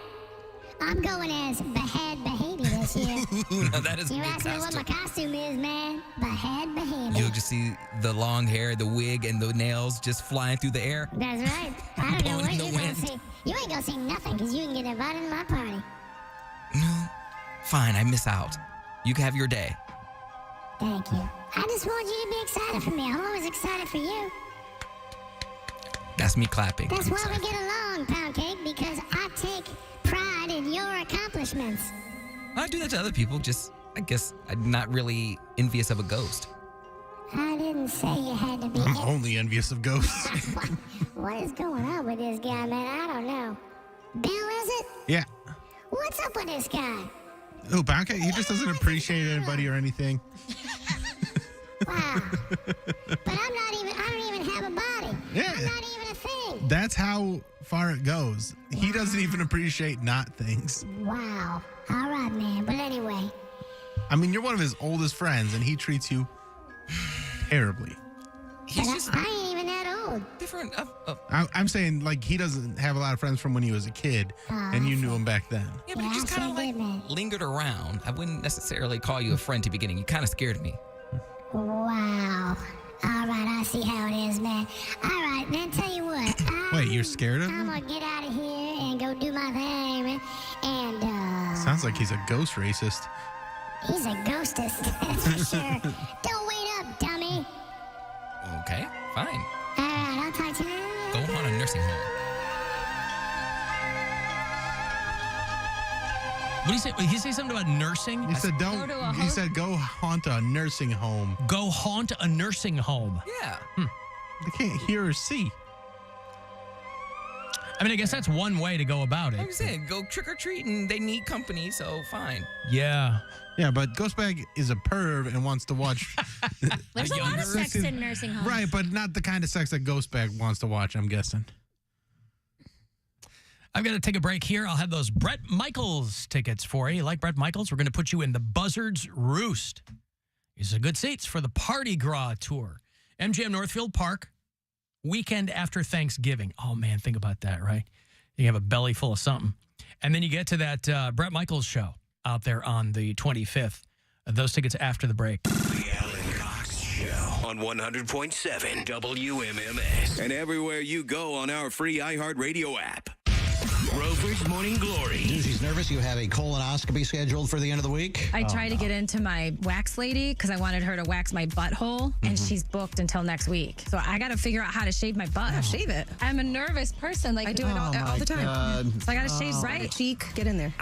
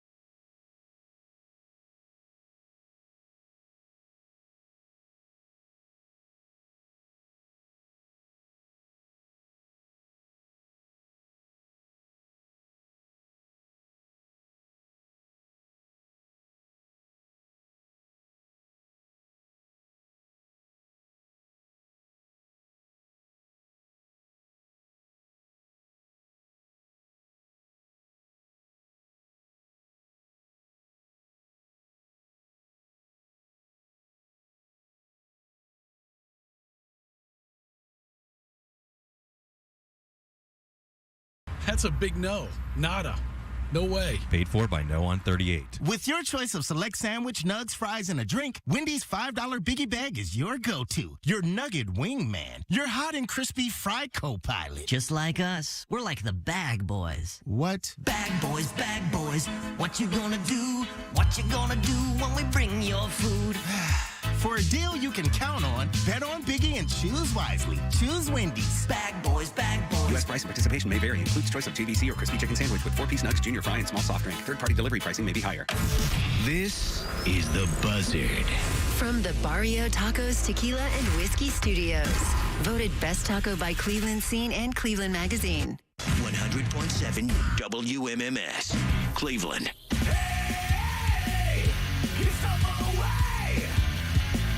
I want to go see Bret Michaels. It's always a good time when he's in town. You're going to sit in the Buzzard's Roost. Good seats to see Bret Michaels when the Party Gras Tour stops in a couple of weeks at MGM Northfield Park. It's going to go down Saturday, November the 25th. That's Thanksgiving weekend. WMMS.com. Hit that contest page, by the way. That is another way to get you in and check out the show with your fellow MMS listeners and Bret Michaels fans. So don't forget that, WMMS.com, or just be caller 10 now. You got 2 for Bret Michaels. Good luck. 216-578-1007 or 800-348-1007. Some things are too good to be true. This thing is too true to be good. The Alan Cox Show. True that. On 100.7 WMMS.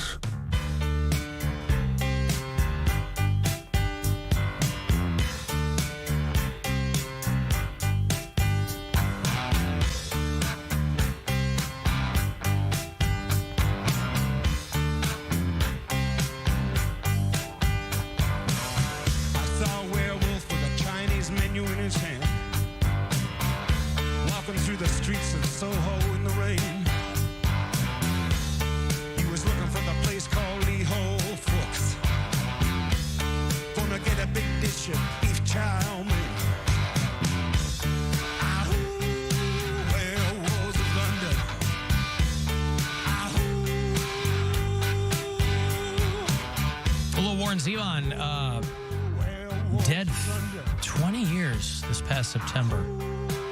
Crazy. You know, we're going to be some hot celebrity goss later on, too. The fact that it's Halloween does nothing to deter. You know, the wheels of hot goss never stop rolling along. So we'll get hot goss from Perez Bilton later on. Yep, some hot and foamy goss. Foamy, wow. Why? You know, it takes so many different forms. Sometimes it's frothy, sometimes it's foamy. Sometimes it's whatever that schmutz is we have on our window here. It's on every one of the windows that is on the front here at iHeart Cleveland. There's just some... Like whipped cream? Nobody... boy, I hope it is. Nobody wants to really know what it is. And I think these front windows are probably washed professionally, biannually.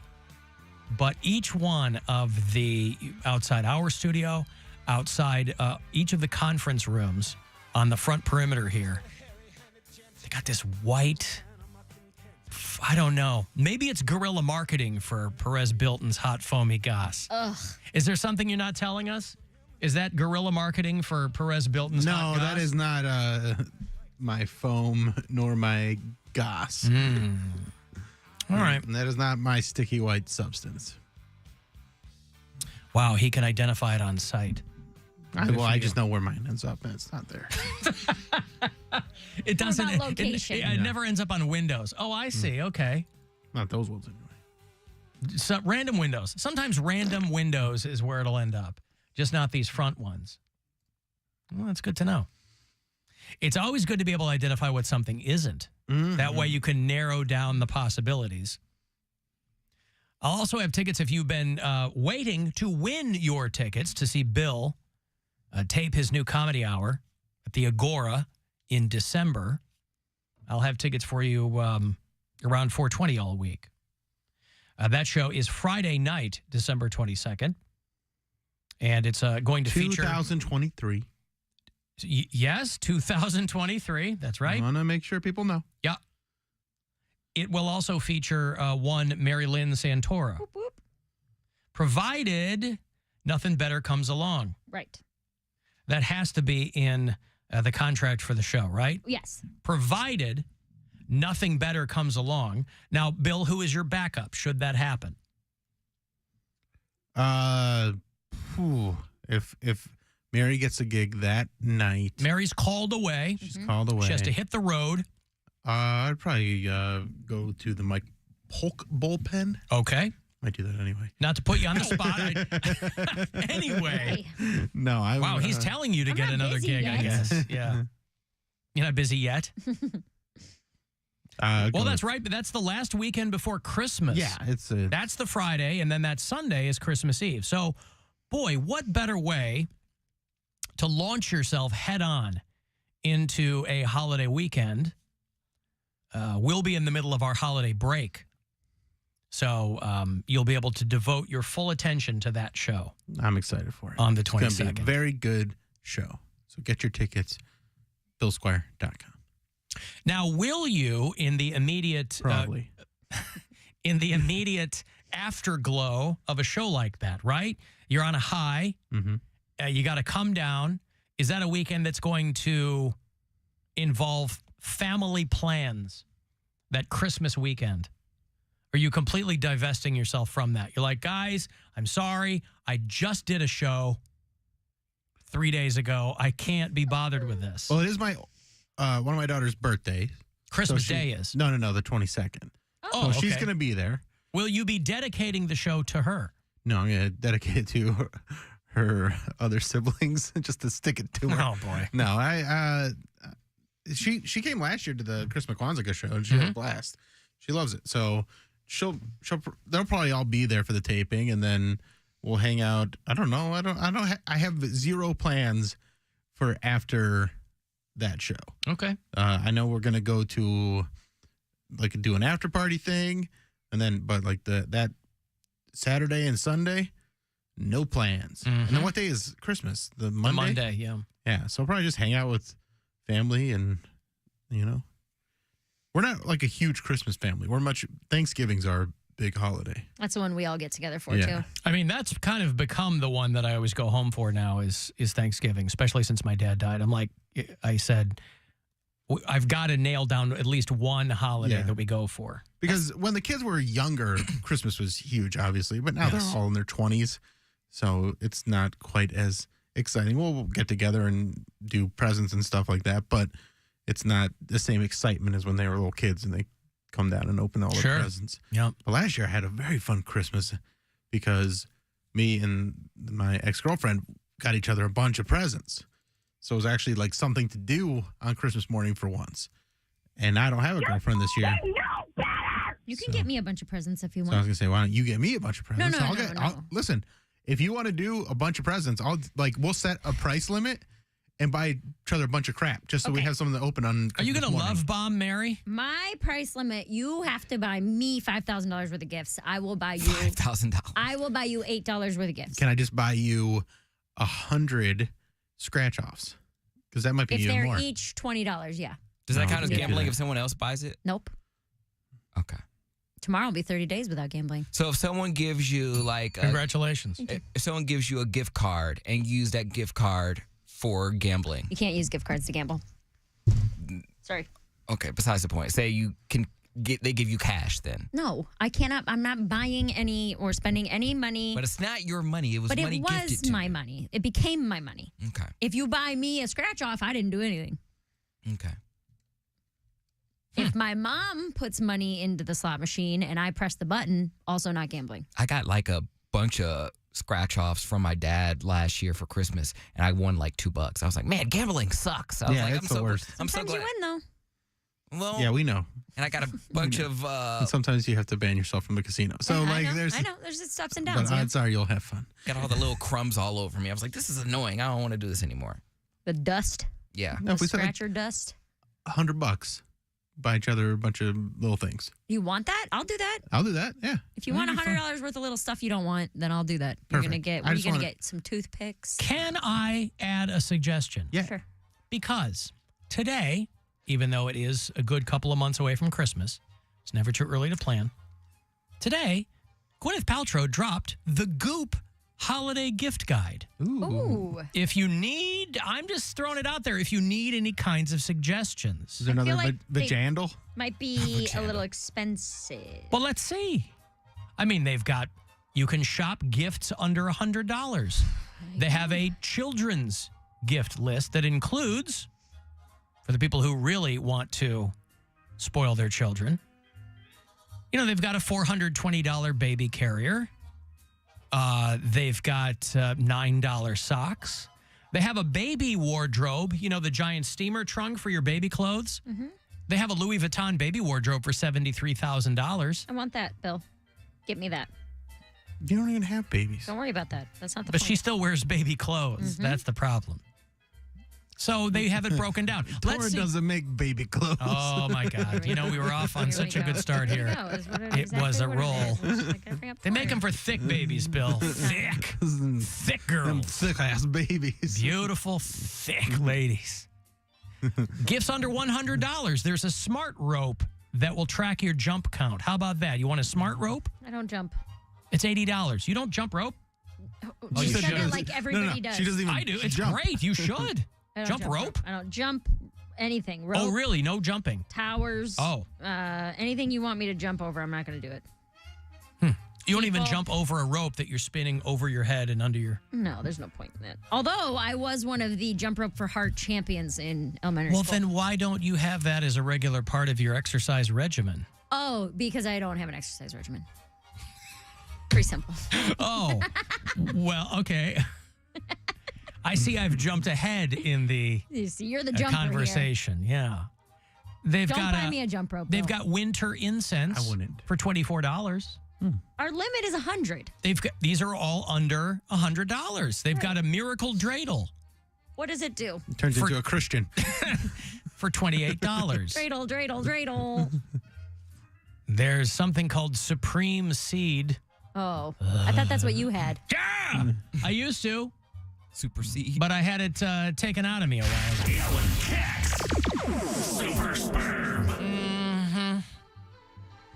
So, I mean, there's all kinds of things there that you can look into and maybe purchase for Mary. I don't Or wanna be in conversely for Bill. What if he gets you one gift that's very From Goop? expensive? I don't want a Goop expensive gift. What about an animal print silk satin zipped shirt? It's only $3,400. Why wouldn't I just get that off of Shein for $6? I don't want the Sheen version.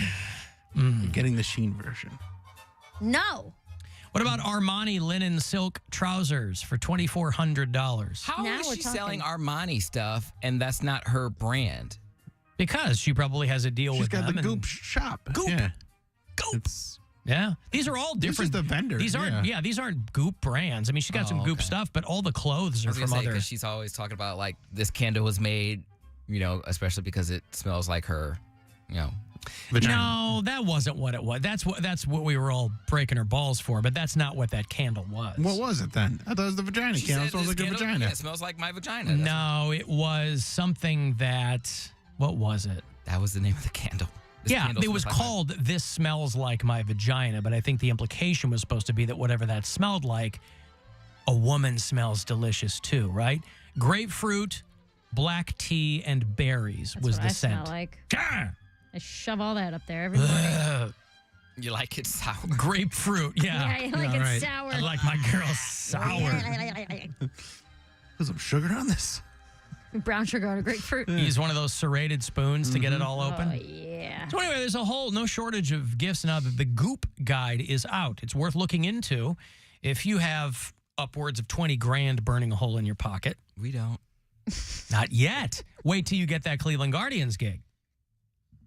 Am I going to be frugal or am I going to just like ball out of control? That's going to be control. Well, you might not have time to do that because you're going to be so busy going over tape and talking to the coaches, and you're going to be in so many meetings. Now, there is no off season in professional sports. I've never signed a contract before, so do you get all your money up front, or is there a way all your money up front, or do you get it out in weekly? I'm asking. I don't know. There would be Sometimes they no give you reason options. for you to continue your contract if they gave you all your money. Up right. front. They probably give you a portion up front and then X amount per year after that. Yep. So I can't. You could find yourself in a Deshaun Watson situation where you get a ton of money and then stop performing. And then just hang out for a while. Yeah, just kick quit. it. Eh. Oh, my wrist feels weird. My shoulder is like, have you ever slept weird and your doctor shoulder's says numb? fine. No. It feels numb sometimes when I move it weird and I can't. $230 million. Alan Mary jumps to conclusions all the time. I've never done See that what they did once. there? Never done that once in my life. Very logical. I think everything out step by step, and I never, ever speak before I think. Didn't you Don't. do a leap at your old apartment? Didn't you? I guess that is one time I did. That is leave. jumping. Dua Lipa! What were you jumping over at your old apartment? No, that was Holes in the wall. the scenario was that if There was a hole in the floor. there's a hole in the floor, On the floor. That's what Bozo that's would what tell Bo me would to say. do. Dua Lipa. He wouldn't fix it. He'd say Dua Lipa. Right. Now my landlord fixes things right away. Because it's your boyfriend. Because it's Brian. Correct. Uh-huh. He doesn't like it when I say that. I was going to say, do you Then you call him sleep when with you're your landlord? Sometimes, yeah.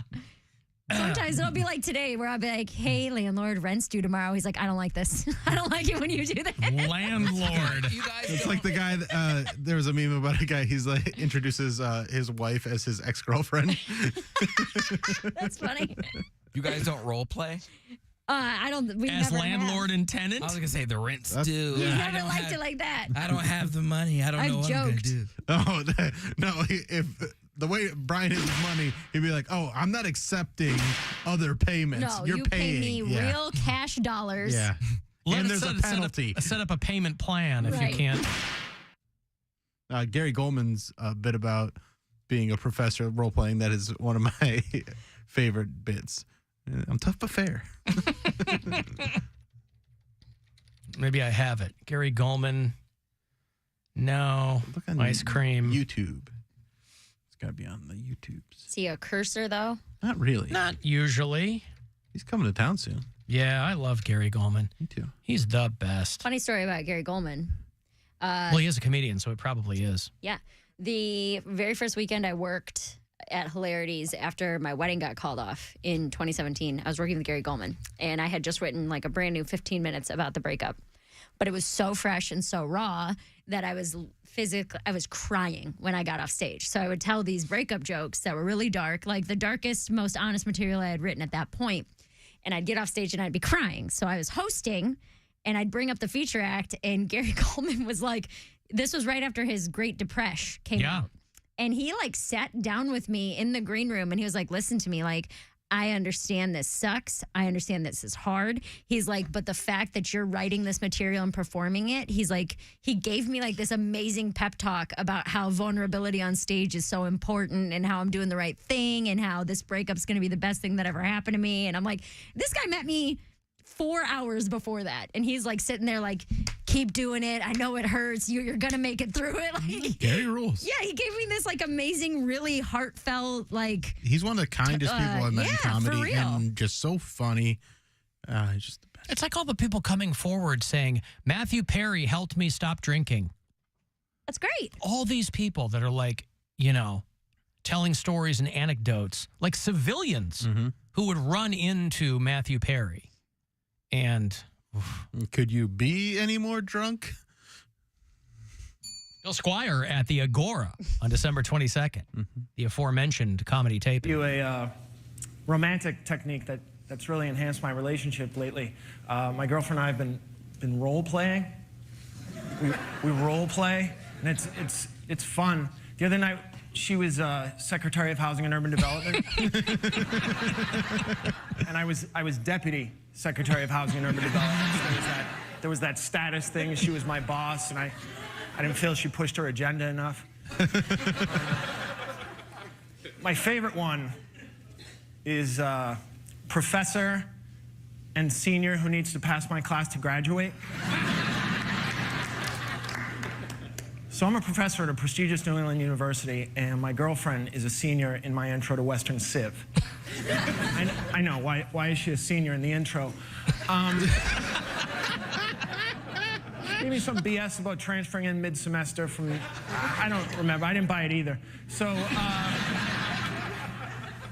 But she seemed like a good kid. She came... So she comes to my office hours, Monday and Wednesday, 3 to 5, and by appointment. And she's wearing a very revealing tank top, little skirt. You can see him shaking, by the way, on Conan. I know something's up. I'm wearing an Argyle sweater over an Oxford button-down, tan khakis, chocolate brown loafers with a belt to match. I look the balls. I gotta tell you. A little bit of cologne on, not so much as wafting off into the dean's reception area, but enough where if you get close, you're like, oh, he came to play today. So she says, excuse me, Professor Lewis? I can't use my real last name at this college because they don't hire Jews. Everybody's like, oh. Gary Gulman at the Hannah Theater, by the way, on November the 16th. He's doing a stand-up and book tour, and he's one of the best. He's so funny. If you've never seen The Great Depression, which was his special for HBO, it is awesome. Misfit is the name of the tour. That was the name of his book. There you go. Stand-up comedy and book tour at the Hannah Theater, Playhouse Square, playhousesquare.org. For the details. I got to take a break. I'll have more money for you. It's $1,000 as promised with every one of these keywords from the Buzzard Bookie. So that's on the way at 4:30. After the break, tickets to see young Bill Squire, by Squire and Marilyn Santora at the Agora on December the 22nd. It's the Alan Cox Show. Everywhere on our free iHeartRadio app or whatever smart device you have. Just tell me to play the Alan Cox Show on iHeartRadio. Now you can relive the greatest moments from our 2023 iHeartRadio Music Festival. Streaming only on Hulu. Lenny Kravitz kicks things off with his biggest hits. Foo Fighters get the whole crowd singing along. Travis Scott brings the heat with an explosive performance. TLC pay a heartwarming tribute to Lisa Left Eye Lopez. Kane Brown brings out surprise guest Khalid. Kelly Clarkson lights up the arena with new music. Jared Leto brings fans on stage for a 30 Seconds to Mars performance you'll have to see to believe. Little Durk and surprise guest J. Cole perform All My Life together for the first time. Tim McGraw debuts his new song live. Public Enemy brings the 90s hip-hop energy. Fall Out Boy covers a classic while literally on fire. Miguel delivers an electrifying performance. Sheryl Crow gets nostalgic. Lil Wayne brings down the house. And so much more. Relive the greatest moments from our iHeartRadio Music Festival. Streaming now only on Hulu for a limited time. From the Mr. Hero I crave the hero. Weather Center. WMMS weather. Rain and snow showers move in. Overnight lows in the 30s. Wednesday, a chance of rain and snow early. Highs in the 40s. Thursday, mostly sunny with highs near 50. This report is sponsored by Batteries Plus.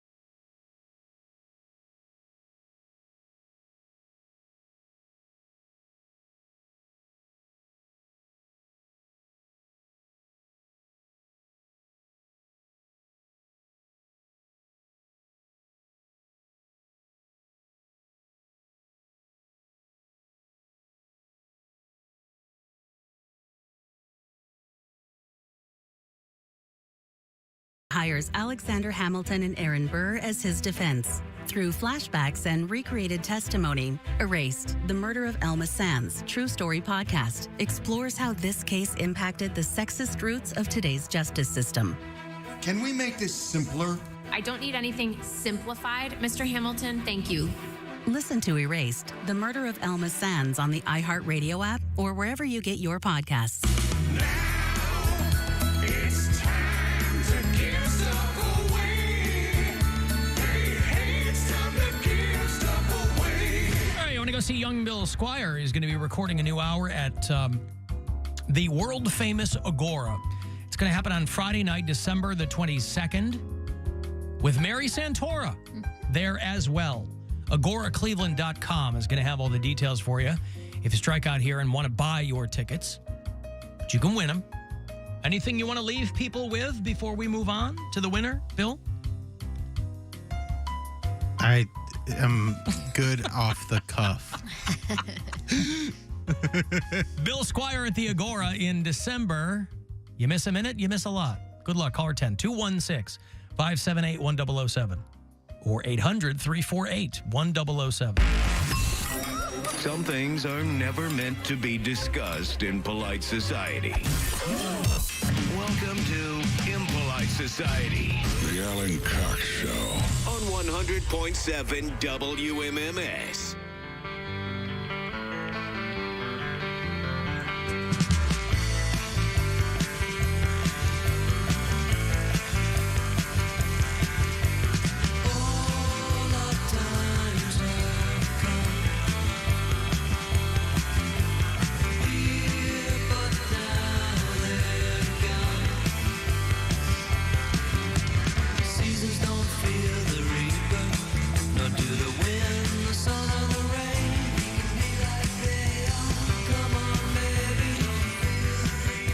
Poundcake was getting a winner.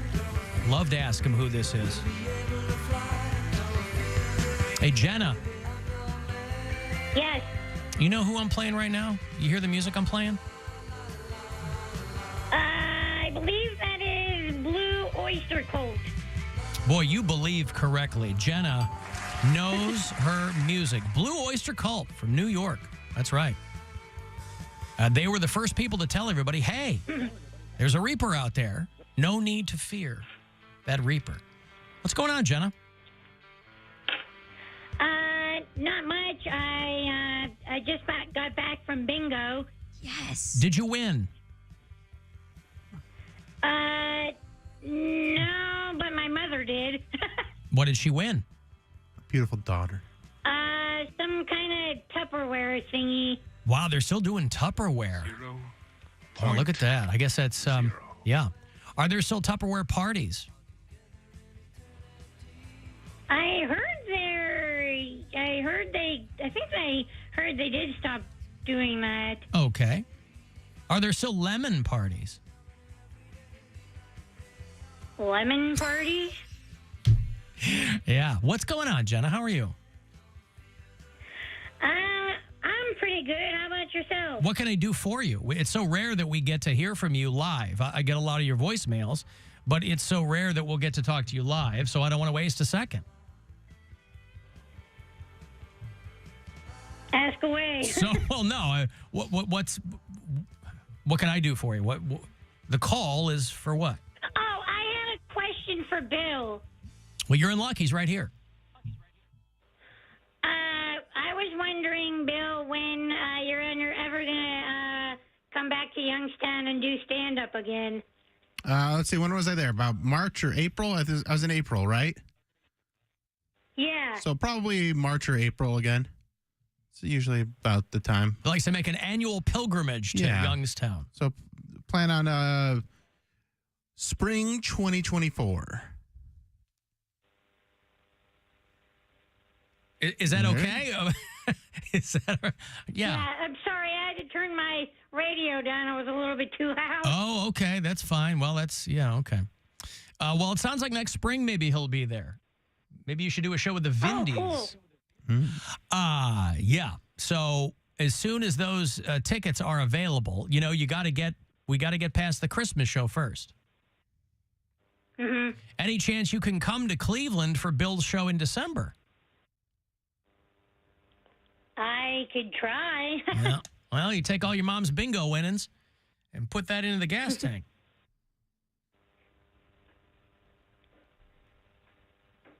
Okay. Good to hear Listen, from you. yeah, it's always good to hear from you, Jenna. I want to make sure that you're doing fine, and so I'm always happy to hear from you.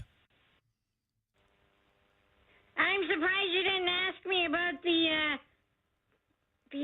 thing about what I said about Cody and saying that men suck. Oh, yeah. Well, I played that last week, I think, right? You had left a message saying, I agree with Cody. All men suck. Listen, I was just having a rough night that night. It was the woman thing, and Yeah. I was mad at my boyfriend because, I mean, listen, I have a system with my CDs where I like to keep them where I know they are, and he always moves them. And I was like, men suck. So it was organizational complaining there then.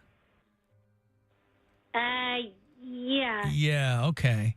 Well, that's what I do get a lot of voicemails from you where you're kind of letting me know that something has gotten you all worked up, and so I'm glad to hear that you figured it out.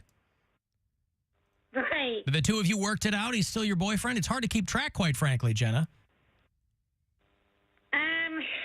Yeah, I think in this relationship, I think I need to learn how to speak up more. I think that's a great thing for anyone to be able to do, to feel comfortable doing that. Right. Yeah. Do you growl at him the way you growl at me? No, not really. Well, good. That'll keep it. Okay, good. Jenna, I'm happy to hear from you. Congratulations to your mom on the Tupperware thing. And whip that boyfriend into shape, okay? Right. All right, there's Jenna. This has been Sweet Nothings with Jenna from Poland. Mm-hmm. Well, how about that? A live job. How about that? She doesn't call us all the time, but when she does, you get a little peek into of course, she's still out there with her band called the Feral Cats. That's the band, right? The Feral Cats? Yes. Mm-hmm. Right. I get mad at I'm with her with the whole moving my stuff. That was one of the things. Those were some of the deal breakers in the 4 relationships that I had. Moving your stuff? When they would move my But stuff. you weren't cohabiting with anybody. No, but when I stay over there, they're like, well, this is normal.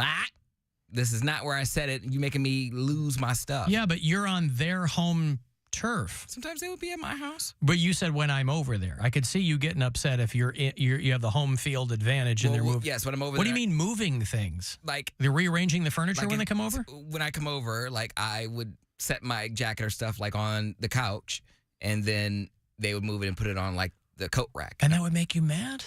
Well, because that's not where I left it. But they could tell you where they put it. It's just little things like that. And then when they would come over and they would sleep in my bed, like I'm used to sleeping in my bed, like by myself, and they would pick a side. And I'm like, I don't know if I'm a right side of the bed type of guy. I want to try something at the left, and sharing a bed. Boy, our country is divided, isn't it, Bill? Everybody's expected to pick a side. I was reading an article about this couple who swears that the way they keep things fresh is they sleep on the different side of the bed every night. And I thought, kill it with fire. I don't know what this is. Psychotic. If that's where you are, if that's where you are in your relationship, you are doomed. If you're like, yeah, this is how we keep things happy, is we switch sides every night. You have missed a lot of other things. But again, to your point, Poundcake, it's those little things. If they drive you crazy, it's never going to happen for you in the boyfriend department. Here's let alone one. the husband department. One of my exes didn't fill up the Brita pitcher ever. That made me insane. Even just after fill it you up. asked? Like, just do it. Yeah. Like, I mean, first of all, you shouldn't have to ask. It's an adult person. Right. You know, if you finish and she'd be like, there was enough for one more glass. I'm like, there's not. There's not. Mhm. Also, just fill it up. Just Not that fill it hard. up. Not But that also, hard. just fill up your pitcher. Yeah. No, you do it. No, me? So, yes. I can't do it It's if I don't okay. know it wasn't full. I always fill it up. But if I go to get water and it's not full and it's in the fridge with 4 drops of water in it, That's like infuriating. even if she would have left it understand. on the counter, Yeah. I would have filled it up and put it in. But if I just live in a society where I think if you use the water, You're in the the last pitcher, of it. you fill it back up. Now, I live But in she a... would intentionally leave like enough for one On purpose? drip. Yeah, so that she'd be like, well, I didn't finish it. Oh, that's petty. Dude. Yeah, but if you know she's doing that, then you know to check the pitcher. But you shouldn't have to. But I shouldn't I have to. understand, but, Listen, it was we just one of shouldn't those have things to that- do a lot of things. It but was if just one of those things that made me crazy because I would be like, it would always be at the worst time, like in the morning when you want water the most, and it just, I got to the point where I would check it and fill it up regularly. Like there'd be times where she would pour herself a glass of water, put it in the fridge, and then I'd go behind her, pull it out, and fill it up and be like, Oh, you'd make the noise. I Really just, drive it home to her. just make sure she knew that she needed to fill it. I have money here to give you. It's $1,000. It's probably going to top those bingo winnings. It's $1,000 from the Buzzard bookie. I hope you win. Good luck. This is your chance to bet with the Buzzard bookie and win $1,000 now. Enter this nationwide keyword at WMMS.com. Money, that's money. Enter it now at WMMS.com. Just a second here. We have hot celebrity goss from Perez Bilton. I live in a home with all women.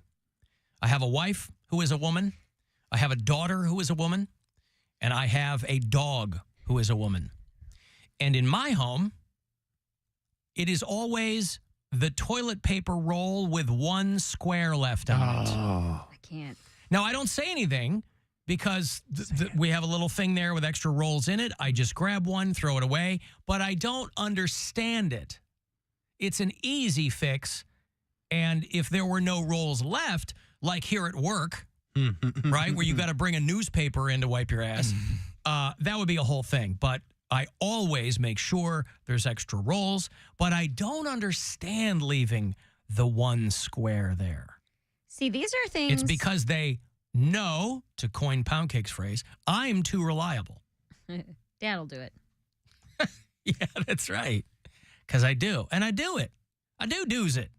If you kill it, you fill it, somebody said. I guess that's the mantra in their house for the water pitcher. Yeah. All right.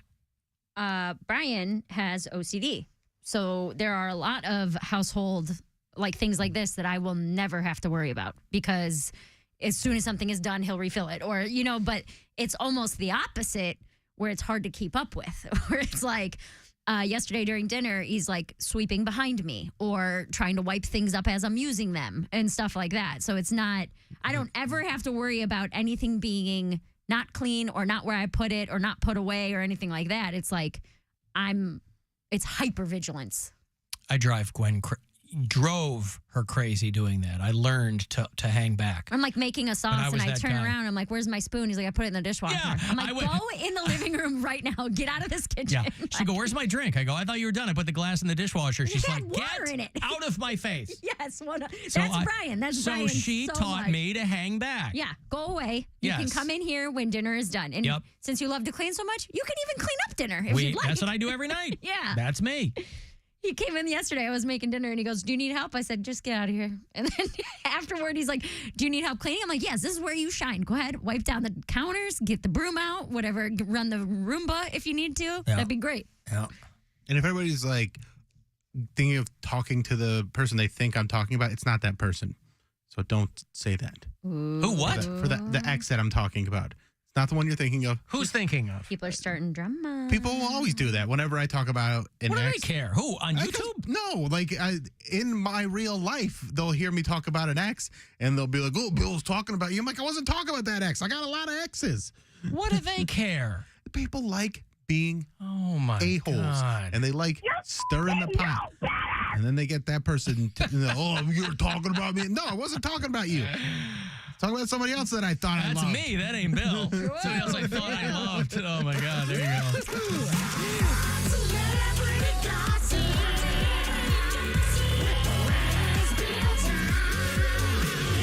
This is Hot Celebrity Gossip with Perez Bilton.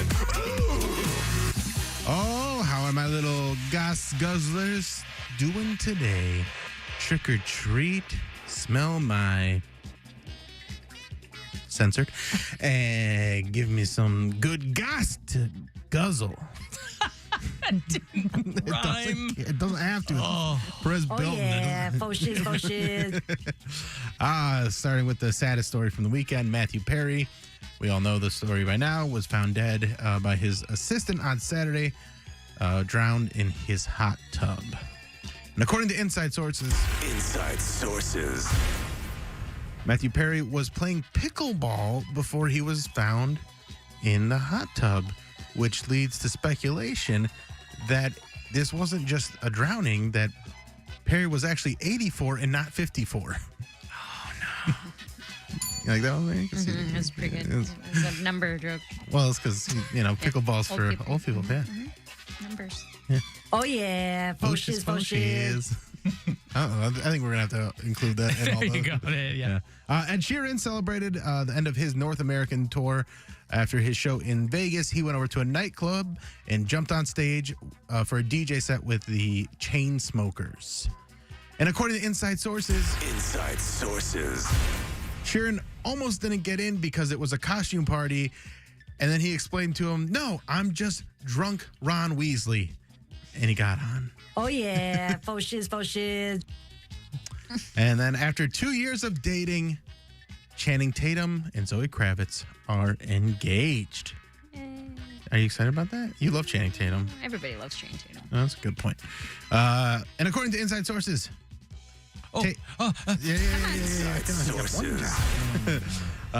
Tatum and Kravitz will no longer go by Tatum and Kravitz. They are going to merge their last names into a new super name. The top options are Tatvitz or Kratom. We will wait and see which they choose. And that's all.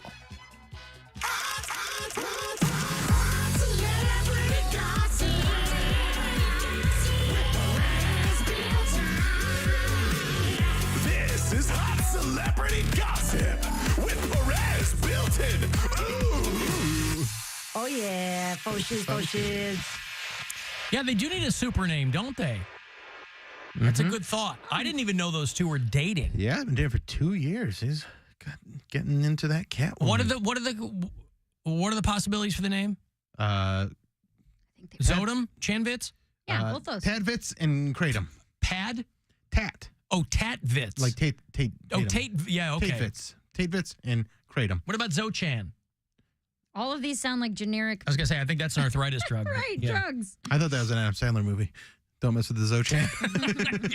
The perm and the hairdryer. Hey, Woody. Alan. Yes, sir.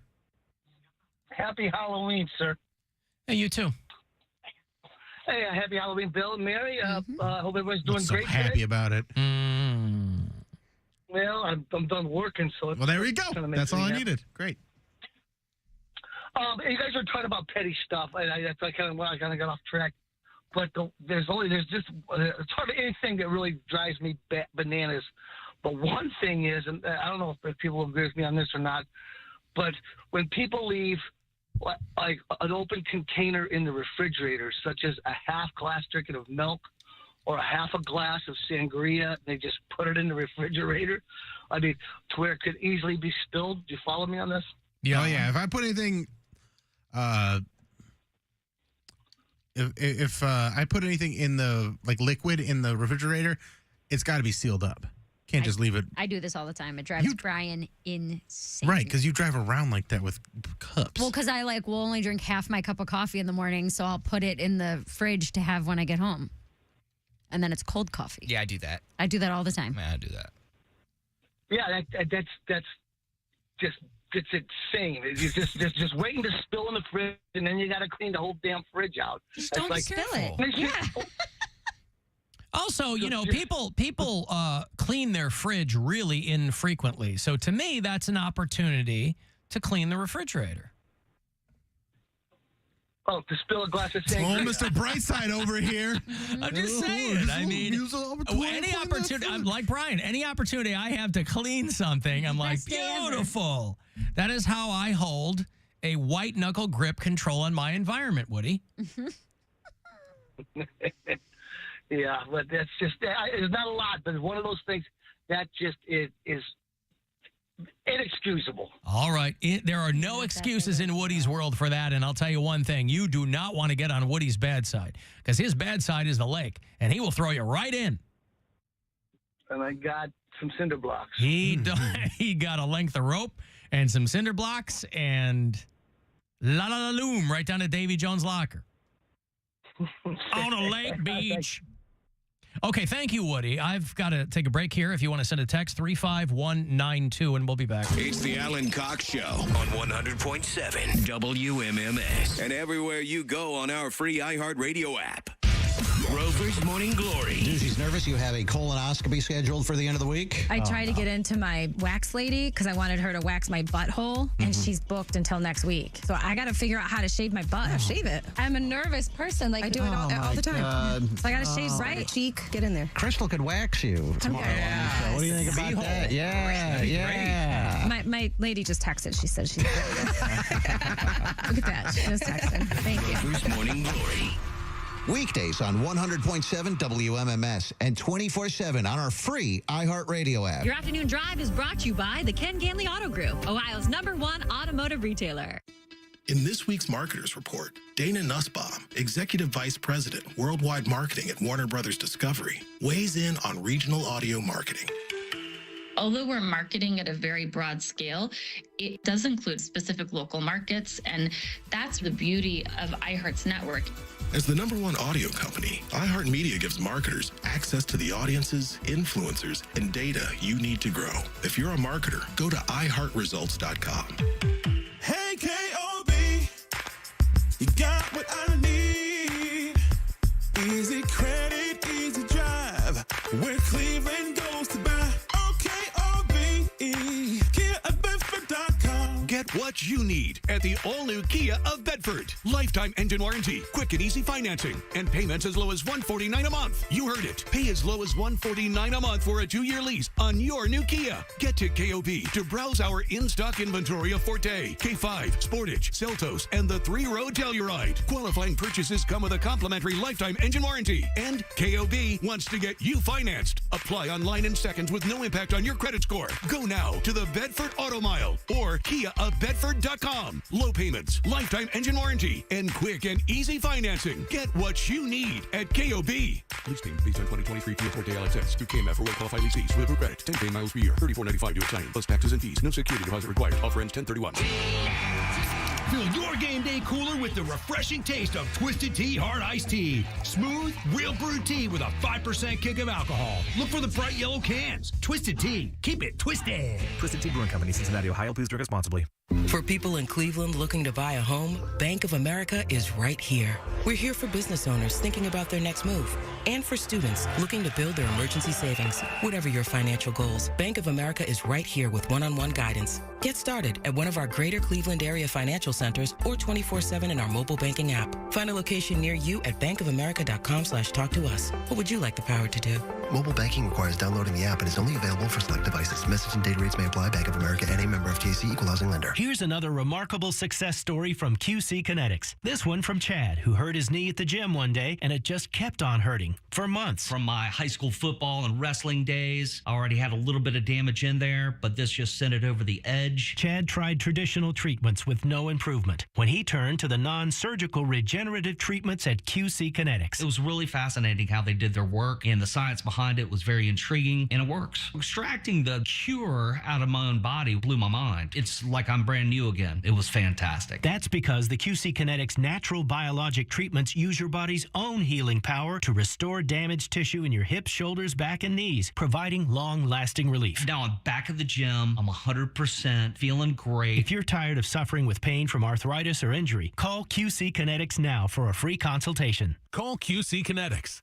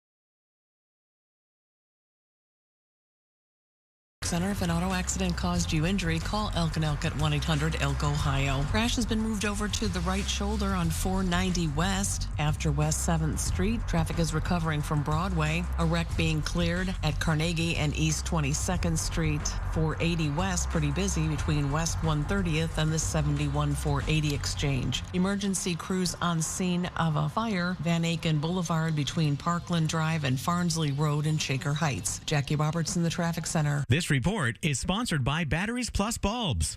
Don't trust your phone to just any repair shop. Let the experts at Batteries Plus fix your screen, repair your phone, or replace the battery. Walk in or make an appointment at batteriesplus.com and save $10. Trust the experts at Batteries Plus. This is The Buzzard.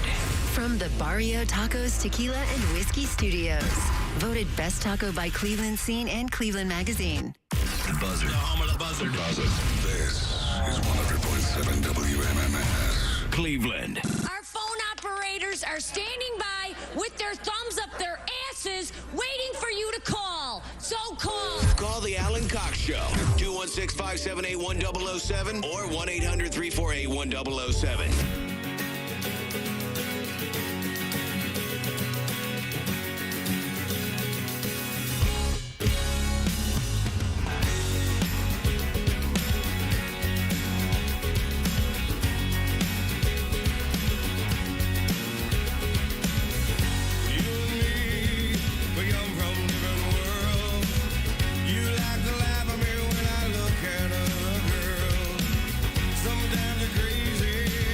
Who is this, Poundcake? Hootie and the Blowfish. See, he knew this. He knew Hootie and the Blowfish. I only know this because at my WZIP days, this was a request I got, and I didn't even think we had this in the system. And turns out we had it, and I played it. And my friend, who just happened to be the music programmer, was like, "Why are you playing Hootie and the Blowfish?" He was aghast. She was mad. She was like, "This is not what we play." I was like, "It was a request." She was salty, but I was like, "We had it," so I just played it. And that's when you learn the truth about requests. Yeah. We play anything. Play some Frank Sinatra. Not that. Yeah, she's like, It was 30 years ago today. Atlantic Records signed a band from South Carolina that no one had ever heard of, called Hootie and the Blowfish. And everybody said they were crazy. They had gotten turned down by a number of record labels. And the debut album ended up being a massive, massive album. It was called Cracked Rear View. Now, the star that burns twice as bright burns half as long. And they didn't last very long. Most of the hits were pulled from that first album. But it was, and there were people who loved them. That's how bands like Hootie and the Blowfish and the Dave Matthews Band got on major label radars back then, because they had huge regional followings. Like when the Dave Matthews Band finally signed a major label contract, they didn't really need them. They were making like $1 million a year just in touring. Dave Matthews Band was a massive, massive regional word-of-mouth band, and it was the same with Hootie and the Blowfish. Hootie and the Blowfish, of course, famously hated their name. They were kind of tongue-in-cheek about it, and Darius Rucker was pissed because everybody called him Hootie. And the other guys were the Blowfish.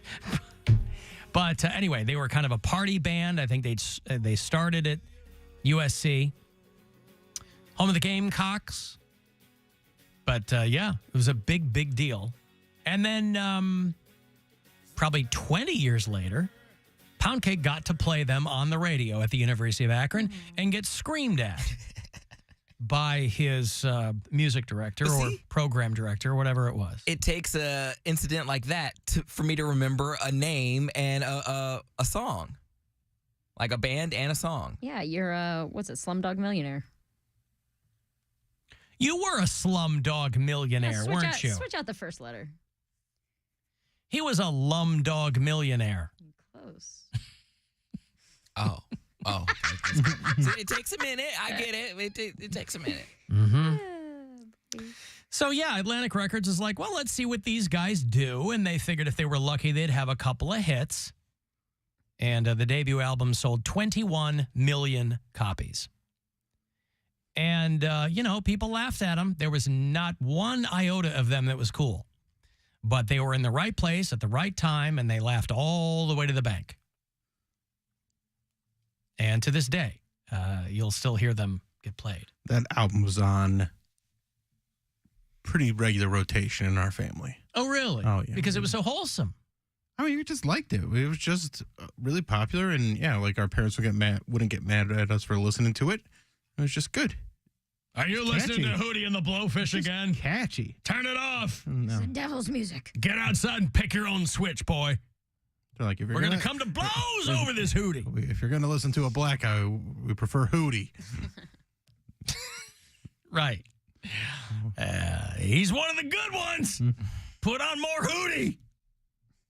Yeah, well, listen, I don't think anybody got that excited about them, but they're the party band, right? Darius Rucker has had a great second act in country music. And who knows what the Blowfish is doing? I mean, they did a tour. They reunited, right? Yeah. A couple of years ago. They went out with a bunch of other 90s bands, and they did really well on that tour too. I would, if they go back out, I'm going to see them. Absolutely. Really? Will you take mom and dad? No. Oh, they're not fun people.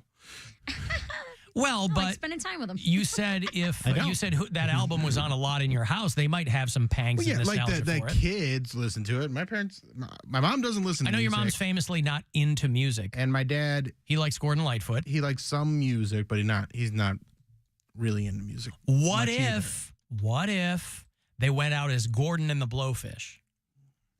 And they only did... If they did Gordon Lightfoot songs the whole time? Yeah, because, I mean, he's dead. He that. can't do them, right? Gordon Lightfoot died this past May. And so if they went out, Hootie and the Wreck of the Edmund Fitzgerald. Yeah. How about that? Perfect.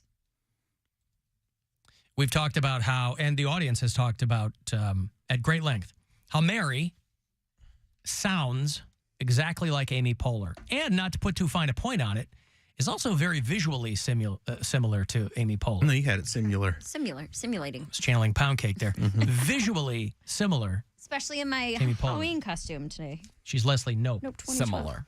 Hold that back up. It's a little slow. There you go.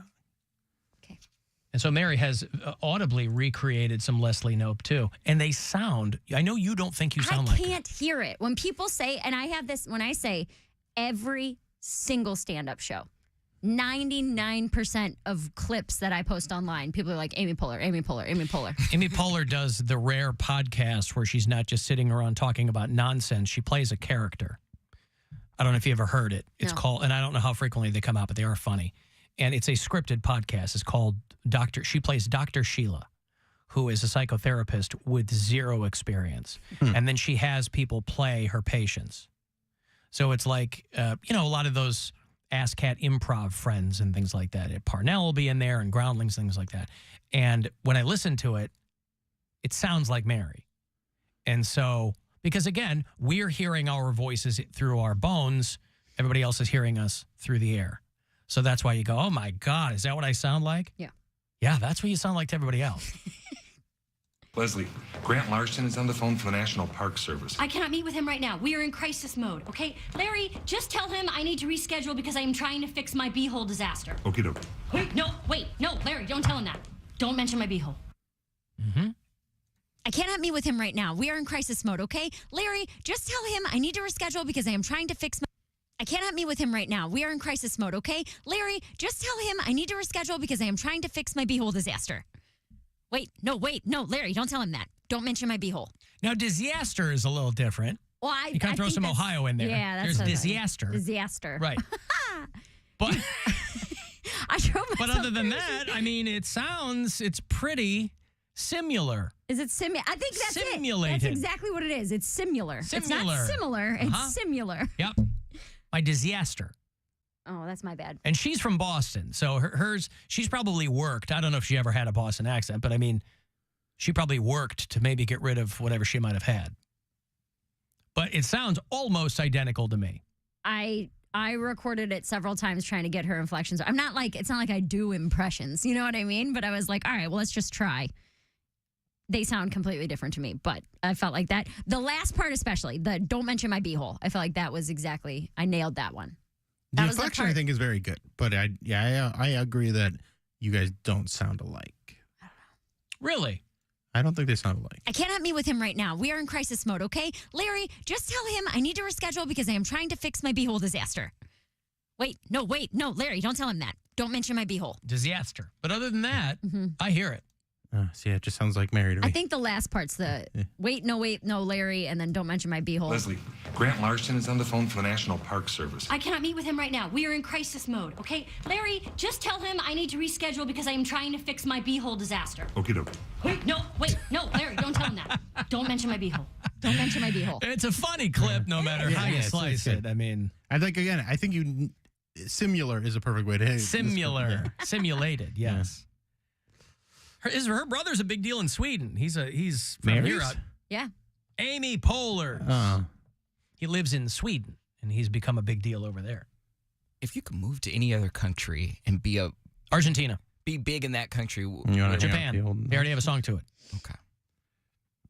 If you could move to why would you move to any other country? Say I think you'd want to be big here. But what I'm saying is, you're not going to be big here. You got to go to another country and you get to be big there. Oh, you're not going to be. It's a foregone conclusion. You're not going to be big here. It's like the Hasselhoff effect or whatever. Like he's big in what? Germany. Germany? Germany, yeah.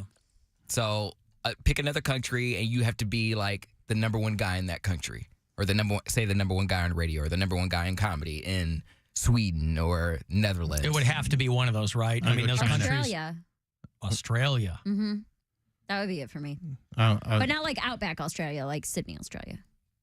Like the whole, nice weather, get the whole still country. touristy. Yeah. Okay. Mine would be, I'd probably go England. England would be fine. Do we automatically get to know the language? No, you got to learn like everybody as else. it exists. Well, then you'd want to be somewhere where there wasn't a language barrier. That's what I mean. Yeah. Because I'd love to go to Italy or Spain. I just automatically think of those countries that always top the list of the happiest countries. Because they're not under the thumb of late-stage Like capitalism. Switzerland, or not, Norway, Finland, Norway, Copenhagen. yeah. I had a friend that lived in Copenhagen for a while and loved it. And they speak English mostly over. Yeah. Like, not mostly, but they know it. So you could. Now, Gesundheit. There's some fliegen, flirgen, but I mean, everybody over there speaks English. That's how you get to be Amy Poehler's brother, who's a big deal in Sweden. Yeah, I'd probably go Sweden. Sweden or England. And they have But England's food is gorgeous trash. women. England's food. Yeah, they're not known for their cuisine. That's you what know? I mean. Yeah. Italy or Spain, probably But Italy. but in England or anywhere in the UK, you are a hop and a skip away from a place that has great food. I don't like fish that much. I don't want breaded fish every day. Or room temperature beer. I don't drink beer, but still. Don't they like not serve any drinks with ice? Like everything's room temperature It's all over there? room temperature. You have to ask for ice, and then That's they what I roll mean. their eyes. Yeah. If you want to put a spotlight on yourself as a tourist, which, let's be real, they can spot a mile away anyway. So my thought is always, like, I never want to be an ugly American in another country. However, if they already see me coming a mile away using whatever American gaydar they've got, just ask for what you want. There's a gay American. Poundcake, You know what I mean? What was Like, your choice? if they could, no matter how much you know the language, they know they can see you coming. So just ask for the ice. Just nicely. Germany. Put the ice in nicely. Germany or Spain. Germany because of the Berlin sex clubs, obviously. Spain because of your deep and abiding love of paella. Spain because it has a little bit of beaches, architecture, Paella. hot people. That's about it. Paella. Beautiful language. I don't know what paella is. I'm pretty decent at Spanish. I was almost a Spanish minor in college before I dropped out. Soy un flamenco. Sure. Por favor. Nope. Yeah, he got it. Soy bomb. You've never had paella? I don't know. Oh, it's so good. What is it? It's like rice and seafood and vegetables and Wait, Cody, how do you spell paella? Oh, he's not going to know this. Come on. Oh, come How do you on. spell paella? It's a Spanish word. P-I. So it's not P-I? Okay, then I don't know. Magnum paella. Well, try it again. I mean, think of the word, the closest hint I can give you, think of the word tortilla. You know how to spell tortilla. Like tortilla. That's right. So think about paella. It operates in kind of the same way. Take another crack at paella. P-O-E-L-L-A. P-O-R-I-T-T-I. Oh, whoa, wait. P-O-I-T-T? What is he? Because of tortilla. He said, Are you trying tortilla with just a P? You said it was just like tortilla. Like the L's, dummy. The rest of the letters are silent. Okay. Oh, my God. P-O-R-T-I-T-T. Can't even give him hints. Wait, no. P-A-Y-Y-Y. Yes, 2 or 3 Y's. No, it's okay. He's not going to get it, but that's okay. Most people wouldn't. It's P-A-E-L-L-A. Ella. But it's pronounced paella. Listen, 99% of people wouldn't be able to spell that, so it's fine. You could have told me the L's instead of the T's. And that I said tortilla. But you didn't say. I said like the double L's. That's a big word. There's a lot of consonants and vowels in there. I didn't know. I know. He's always got an answer for it, doesn't he? Except the right one. He's got 100 answers, just not the one you're looking for. You're like, that's just like saying, oh, if you drill down here, you'll hit oil. Where? I said that. Yeah, right where I'm pointing is where you drill and find oil. Right where I'm pointing. That's a more direct answer. I said I said focus on the double L. Now, conversely, flotilla, that's 2 L's, but you pronounce the L's because it's not a Spanish word. It's very confusing. Words and letters are, but paella is dynamite. Oh, so good. Almost like a stew. Yes. But they just come out and they just throw it on. There was this place, it's long closed now, but there was this Spanish restaurant in Chicago we used to go to all the time when my girlfriend and I first moved back there called Cafe Iberico. And they would just bring these giant things of paella. So, you'd bring like a party of 8 and they, so is this friggin' just good. Is this just a Spanish thing or is this like a Hispanic thing? Because I think it's a dish from Spain. Because I think I had this when we went to Mexico. If I'm not mistaken. I think it was something like that. Well, there's a little bit of influence. I understand that. That's why I said it's a Latin Hispanic thing. I didn't know. Yeah, they've put their customs are different between. I've Mexico had paella in Mexico. Yeah, they just put their own kind of twist on it. But yeah, I think because we were passing around something, and I think it looked a lot like this. I think they're putting more peppers in it in Mexico. But it's so great. Paella Supreme.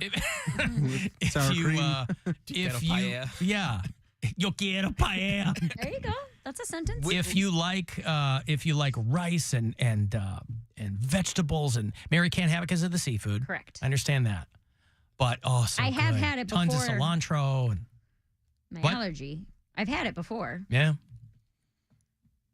Well, there's some food news for you. Stumbled into it, but I mentioned at the top of the show that I had 2 donuts for lunch. P-O-R-T-I-L-L-A. No. No. It was double T's. It was Double T's. P-O-R-T-I-T-T. And then we all 3 started Y's. and then we all started laughing so hard. 3 Y's. It was Yeah. Portillo's is what you're thinking of, the hot dog chain. No, I had 2. We had a show meeting today that really carved out a big chunk of the day. And so, and somebody throw a box of donuts in our conference room. And I walked back in here, and I walked back in there, and I had 2 donuts. And I was reading this morning that, like, Krispy Kreme is freaking out over Ozempic. And any company that makes that kind of stuff, they're freaking out because they're like, this is really going to cut into our bottom line. All the people using Ozempic?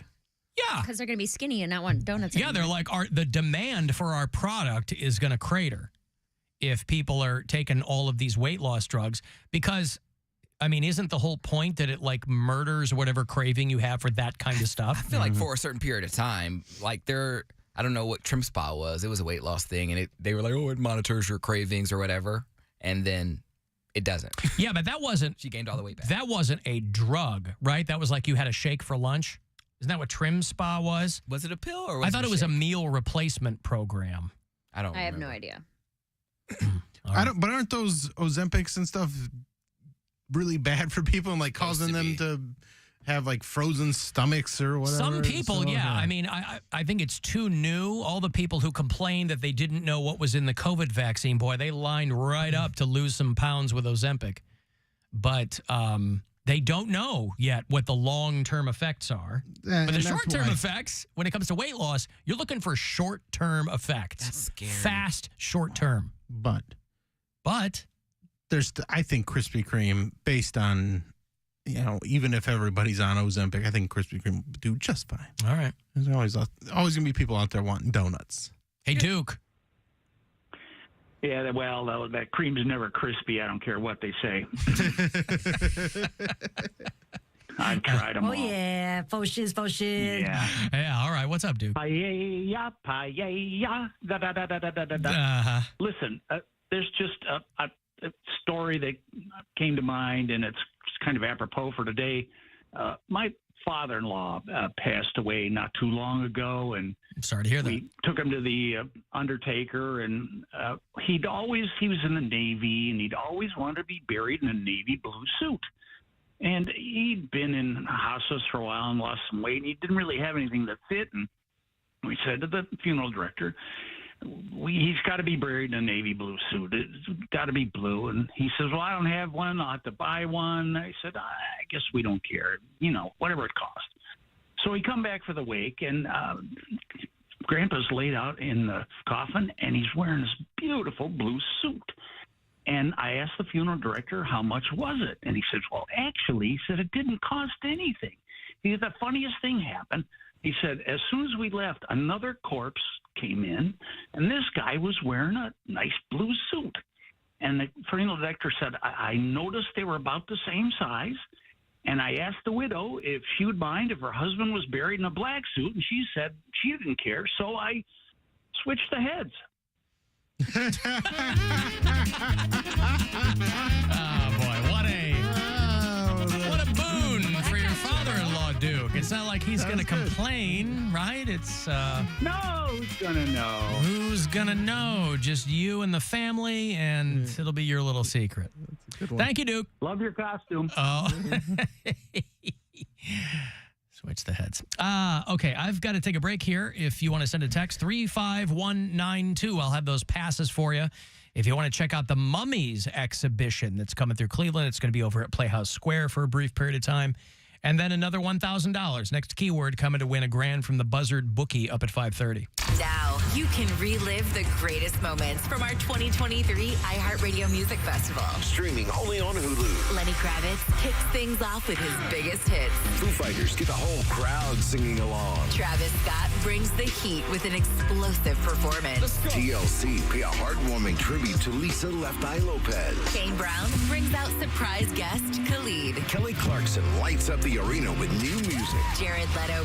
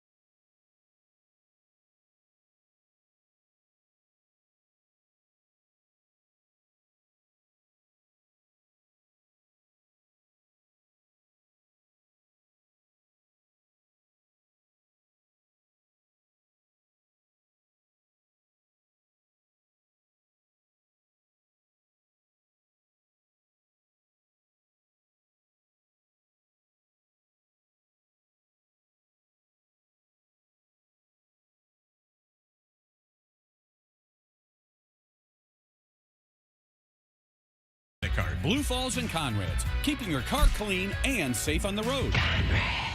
In 1800, Elma Sands is murdered, and her accused lover hires Alexander Hamilton and Aaron Burr as his defense. Through flashbacks and recreated testimony, Erased, The Murder of Elma Sands, True Story podcast, explores how this case impacted the sexist roots of today's justice system. Can we make this simpler? I don't need anything simplified, Mr. Hamilton. Thank you. Listen to Erased, The Murder of Elma Sands on the iHeartRadio app or wherever you get your podcasts.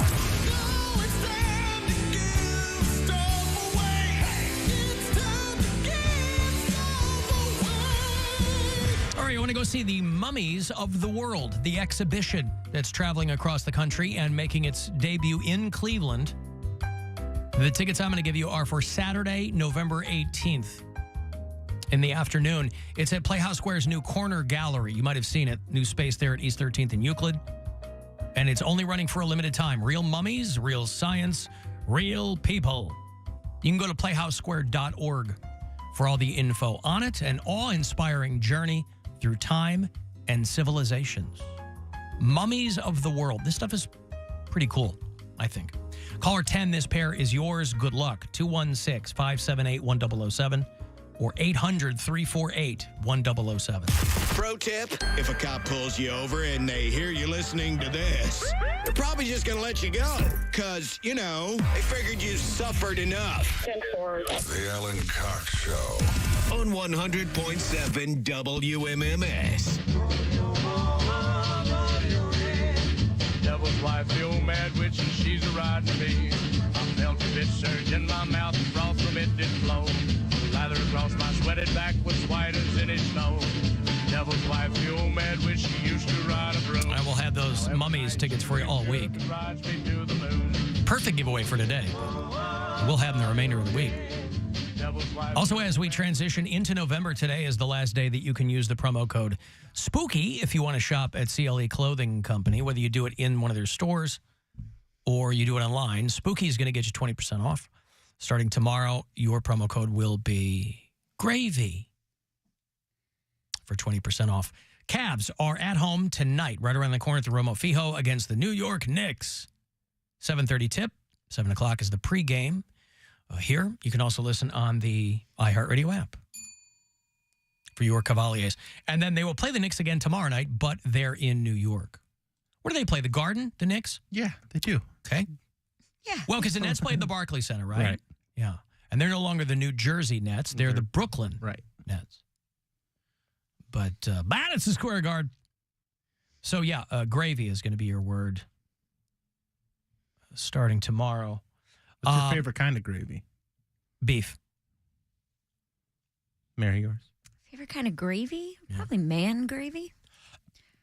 Be serious. I'm trying to have a conversation here. And here you are just making about jizz again. Ladies and gentlemen, we are experiencing technical difficulties. Okay, all right, Please all right, stand by. I think. I bet it's man gravy. Okay. I like country gravy. Go ahead. Yeah. Like at Bob gravy. Evans, things like that. breakfast gravy? Yeah. Mm-hmm. I'm not a big gravy Like sausage fan. gravy. Honestly, I don't really like gravy. You don't like any gravy? More of a jus kind of person. It's just thin gravy. I like cream pies. I do like cream pies. Boy, people came all over me. Did we have a good session last night? Let me tell you. Don't tell me. Do you know what I have found? I don't want to let you tell me. Hold on. I got to this is funny. You don't have to tell me. I do. Because you don't have to tell me. Something that is well tread ground is that Brian is a very frugal person, okay? Open mouth. Blah, blah, blah. And so in the last couple weeks, we've been having a lot more what does our future look like conversations.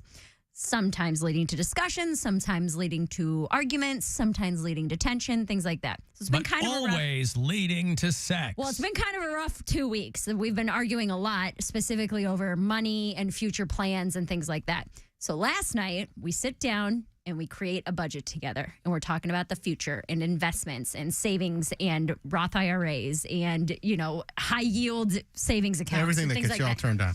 We had some of the best sex after our budget talk. I mean, was there a penalty for early withdrawal? There was not. Because he's probably like, yeah, saving money is going to get. Well, and that's what I said. It was Make a deposit. I was also out of town all last week, so it's been a little while. Yeah. But I was like, babe, is this like your preferred foreplay? This is his kink. This is his foreplay. Financial kink. His Yep. foreplay is saving money and creating budgets Hey, together. babe, you want to balance the checkbook and then go fool around? I'm telling you. And I was Let like, me check my safety deposit box. I think we just Babe, found why it. don't we go collect aluminum cans and then afterwards we can bang? Aluminum cans. That's his love language. He comes home and I'm in lingerie clipping coupons. Yeah. Like, I heard you wanted to save money. Oh, I was on the Flash Foods app today.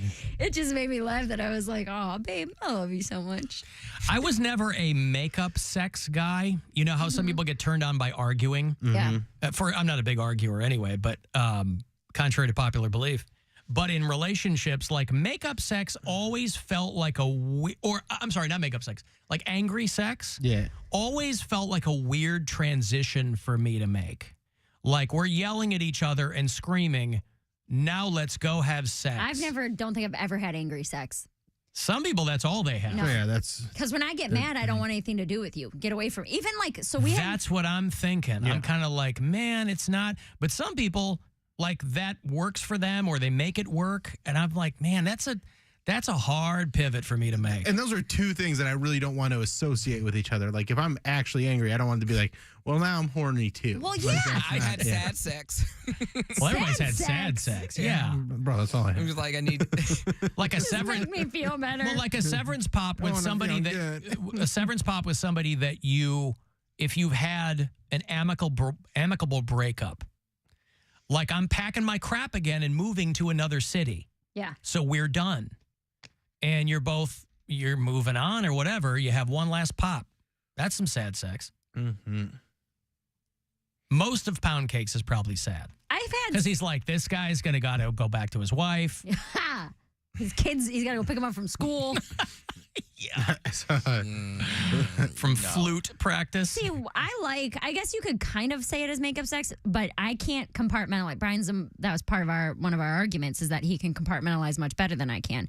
So like when I got home from work yesterday, he was like, get in the bedroom. And I was like, we have a lot to do before I can even think about sex. Like we have to sit down because things have been weird for 2 weeks. We've been bickering and arguing and fighting and yelling. So we got to figure this out. But then afterward, it was like... Mary said, are CDs good investments? A worm can... CDs, no! I was gonna say, Yeah. a worm can compartmentalize better than you, Mary. You are A worm! like there's... Yeah. I told Brian, too, like, after we were done, because it was good. It was very good. And I was like, see, wasn't that worth waiting until after the budget? He's like, absolutely not. He's like, I'd have been fine doing this 3 hours ago before we had this big, long talk. Wow, there you go. But it was good stuff. It made me laugh. Brian is frugal, but not with the money shot. Somebody said. There Is it man gravy part of this girl dinner I've been hearing so much about? Oh my God. Girl dinner. Yeah, check in and see. I've got $1,000 here for you. It is courtesy of the Buzzard Bookie. Listen closely and good luck. This is your chance to bet with the Buzzard Bookie and win $1,000 now. Enter this nationwide keyword at WMMS.com. Dollar. That's dollar. Enter it now at WMMS.com.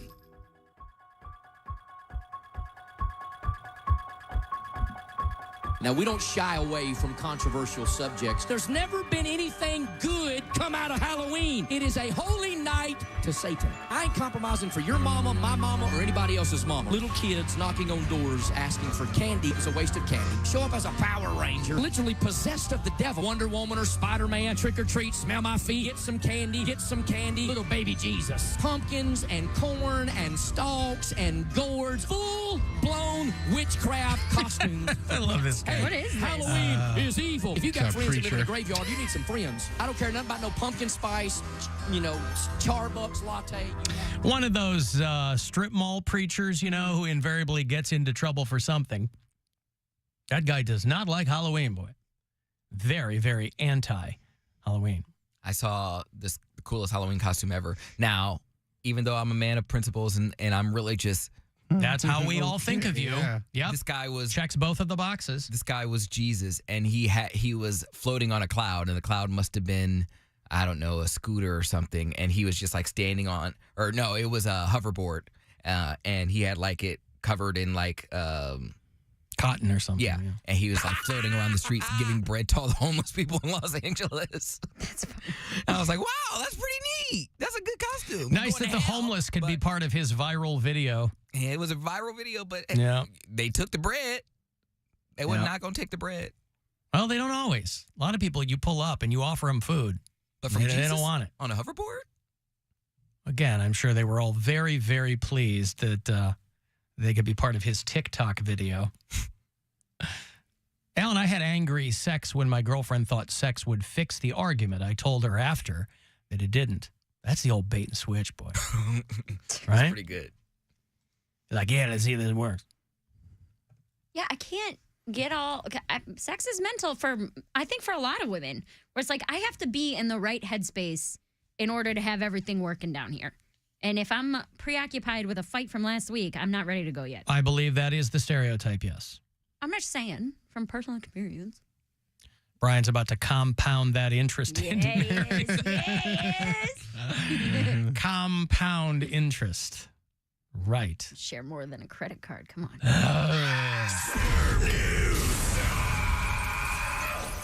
Well, there you go.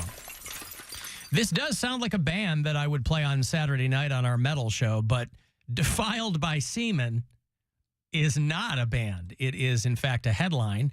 Another one of these situations where a couple is suing a hotel over semen-contaminated water. Oh, boy. This is at, maybe I should, the Ritz-Carlton. Oh, no. Oh, no. Oh, hoisted with my own petard. They were in California. This is a Bay Area Ritz-Carlton. Jane and John Doe. Oh, come on. Those can't be their real names.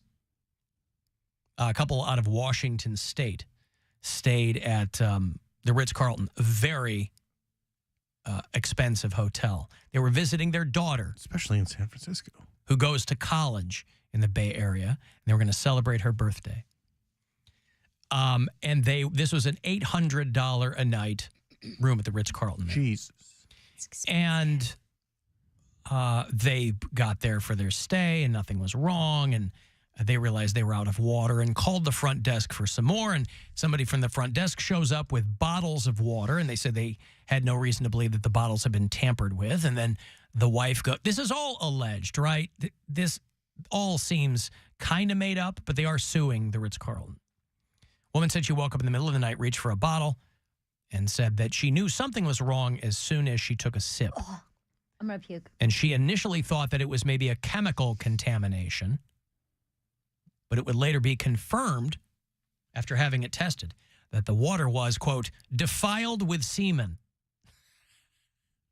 A lawsuit claims that one of the hotel employees ejaculated into a Ritz-Carlton labeled water bottle and then delivered it to their room. But they got safety seals on them. You can hear it crack. That's why they said it didn't seem like anything was wrong with the bottle. She just thought it. Maybe they did that thing where they do the lighter, to like melt the plastic a little bit so you still get the. Anywho, or they're trying to scam. Her husband did it. Yeah, and she didn't know. And then he's got to play along like, oh, yeah, that's what we should do. I think they're trying to scam it.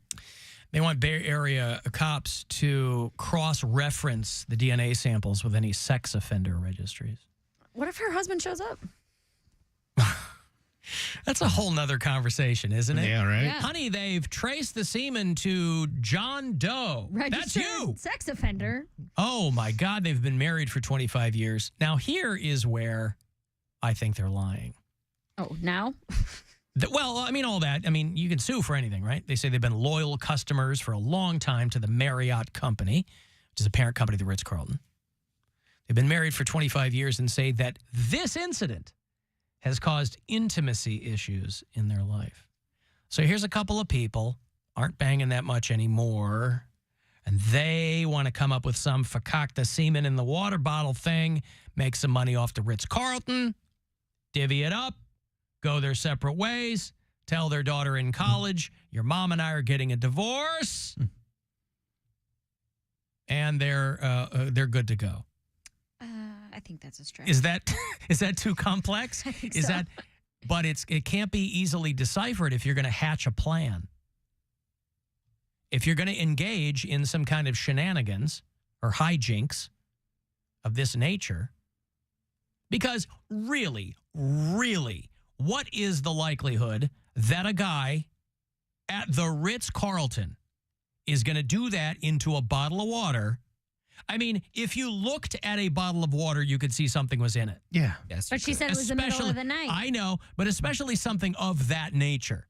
You can try and shake that up. It's not a Crystal Light packet. It's a gob. Maybe. If he might be dehydrated. held out a couple days. Or overly hydrated, and right, and then it comes out all leaky. Here's this is what the you're just talking about this. This is what the genius part of this plan would be, is if they made the cap out of his emission. It's not a scientist. There is a lot of It's the jewelry and stuff perfect crime. now where they're like drying out Yes. semen, and then We've they talked put about it. Yeah, Jizz jewelry. it's a thing. It's a growing field. It shows up on TikTok. Yeah. Is that how you propose to someone Yeah, now? I swear to God, a I'd ring? say no. Do not propose to me with your Why does it excrement. smell Your semen ring. Excrement. It's not poop. Isn't excrement anything that comes out of your body? It's poop. Excrement's Oh, poop. I have been using that word wrong. Brian shoots his excrement all over me, and I love it. Everyone thought you were into weirder stuff. I love it. Excrement was just like excement's anything poop. that came out of your body. That is gross. Oh no. She does have a real life beehole disaster. Like I thought like spit. No, that's sputum. We've covered that. Sputum. You said sputum. Oh god. We've covered all this. Okay. Ooh, boy. I thought it was I really did think it was like any I like cream pies. Any type of I would refer to it as excrement. Anything that would leave your body. Puke, spit, poop, pee. They all have their own names. Oh god. I gotta go. What? You gotta take a dump? I gotta do something. I gotta She's having a psychosomatic reaction to this whole conversation. I'm just stupid sometimes. All It's of your upsetting. friends think that you and Brian are way weirder than We're you are. really not. When you're talking to your gal friends about he sprays excrement all over the place, I've and you used it. love it. I like when he used it in- excrements inside me. No, I've used it in conversation when referring to other, like, what's the word then? When something comes out of your body. Emission? Emission. Maybe that's the word I You've want. heard of the phrase nocturnal emissions. Emission. That's when young boys Is are that- popping off in their sleep. Is that just semen? No. Can emission be spit or Blood? pee or blood or You- poop? You are emitting bodily fluids. Yes. Okay, so then excrement comes Only out of your. poop. Well, it's coming out of your bowels, right? That's 90%. Yeah. So then I have referred to excrement as like in conversation referred to like human excrement, meaning like someone threw up on the ground. That's human excrement. I think you're thinking of it like someone excreting something. That would be the Maybe. root word. Or if there's blood or And spit. excrement. Yeah. I've said that. Excreting blood or. Yeah. So I'd say like, oh, I walked past human excrement and I meant like bodily fluids, Not poop. not poop. Oh, no. Excrement's Excrement is poop. Yep. Well, now I know. We have a lot of it out here in front of 668 Euclid. So it's Oh, God. if you need a visual reference. See, now this is when me and Cody are like, how has nobody corrected me? Or did they think the whole time I was just talking about poop? I thought you were talking. All your friends think you're into scat play. Yes. She's not. I'm a scat man. I'm a boo bops. Well, now you know. That's not you. Yucko. Mary, you're a nasty bitch. I'm not. She's into that. She's into that. Yeah. I'm not. For the record, I'm not. I wasn't even talking about that. I was talking about like being in like Philadelphia and seeing human excrement. Faux shiz, faux shiz. Faux shiz That's- indeed. That's not excrement. That's just brotherly love. The city of, there's excrement all over the place. There's puddles of pee. Yeah, blood, spit. Yeah, so if you're like, God, I just have this terrible cold, I keep blowing my nose and it's all excrement, somebody's going to go, what the hell are you talking about? And now you know. Now I know. So you've got a lot of splaining to do with friends and family members from here on out. Yeah, boy. All right, let me break here. If you want to send a text, 35192, AlanCoxShow.com is where you can watch, and we'll be back. It's the Alan Cox Show on 100.7 WMMS and everywhere you go on our free iHeartRadio app. Buzzard Radio. The Buzzard. Is Rover. Let's go to the fart authority. Rover's Morning Glory.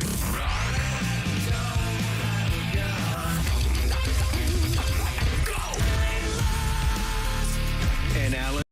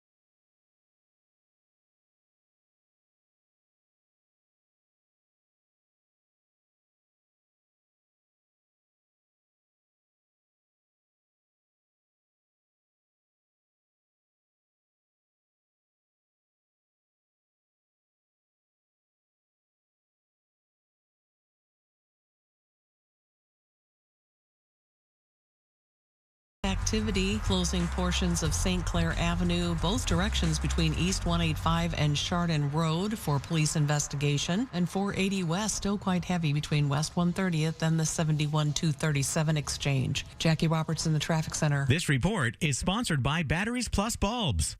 Don't trust your phone to just any repair shop. Let the experts at Batteries Plus fix your screen, repair your phone, or replace the battery. Walk in or make an appointment at batteriesplus.com and save $10. Trust the experts at Batteries Plus. This is The Buzzard. From the Barrio Tacos Tequila and Whiskey Studios. Voted Best Taco by Cleveland Scene and Cleveland Magazine. The Buzzard. The home of the Buzzard. This is 100.7 WMMS. Cleveland. Alan, you have been described by your enemies as evil, insane, manipulative. Who are you? Call the Alan Cox Show. 216-578-1007 or 1-800-348-1007.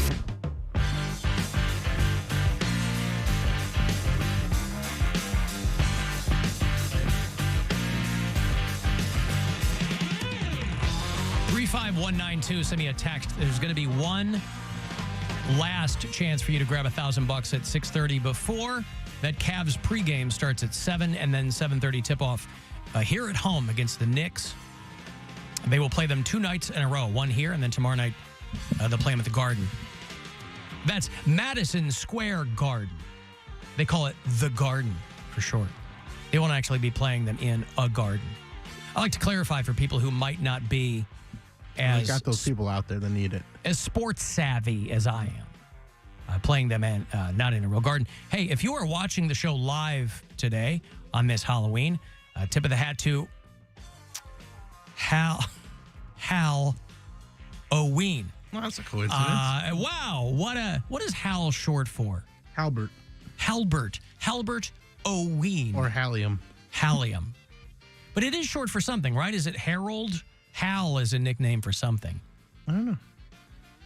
Well, anywho. Mike from Parma. Like Harold or something? Yeah. That's what I said. No, you didn't. I didn't? What did I say? Mike from Parma with a callback on the excrement front. Mm-hmm. I guess this explains why Mary's family's sneezes smell so bad. Remember, you asked if that was a normal thing. You were around somebody who sneezed and you could smell it. Yeah. That old men, specifically old men, have stinky sneezes. Right, stinky sneezes from the old men. Well, I guess that's maybe one more reason, and no disrespect to the elderly, but that might be one more reason to not stand around old guys who have a cold. Just get rid of them. Experiencing some kind of stress. Hey guys, excrement is any metabolic waste, so urine, even breath is considered excretory waste. So I'm right. Poop. I'm right then. But According to that dork, I'm right. metabolic waste. Metabolic, yeah, right. So? I mean, excrement, the definition of excrement is like poop, as I understand it. I don't know. Feces. I'm very, very wrong. Feces. Which is a great word, by the way. I don't think it's... I think he would... Even this guy that just called, I think he would agree that it's not semen. I didn't say it was semen. That's what started the whole thing. No, I said I was that talking it was, about being defiled by semen. But I said excrement thinking it's any bodily fluid that comes out of you. Anything. Mm-hmm. Puke, semen, Including pee, semen, yeah. Right. poop, Right. snot, blood. Anything that is excreted, sweat, anything that is excreted from your body is excrement, is what I thought. And you're all quiet, so that makes me feel like I'm not that wrong. I'm writing. Okay. You're very wrong. I'm just distracted. No, I know the origin of it. Yeah, you were under the impression that all those things fell under the rubric of excrement. Anything that can be excreted. Right. And so maybe, like that guy says, metabolically, in the most technical sense, none of us are physicians, right? I am not a doctor. Unless you count which doctor. I am not a doctor. So I'll take that person's word for it. My understanding of the word excrement implies Feces. dung, right? The waste matter and the grossness. That kind of stuff. Mm-hmm. But I'll take that guy's word for it.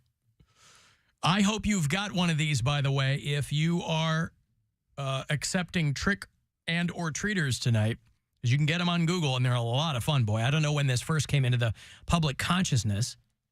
The item itself is very, very old, but the Aztec death whistle. This makes its way around, if not every Halloween, at least once or twice a year. You're all familiar with the Aztec death whistle? I've heard of it, but I don't remember what They've done documentaries on, like, again, I don't know where this popped up, but it's a terrifying noise that you can now get. Gesundheit. Ooh, it smells over there. In, I just say Whoppers. In whistle form.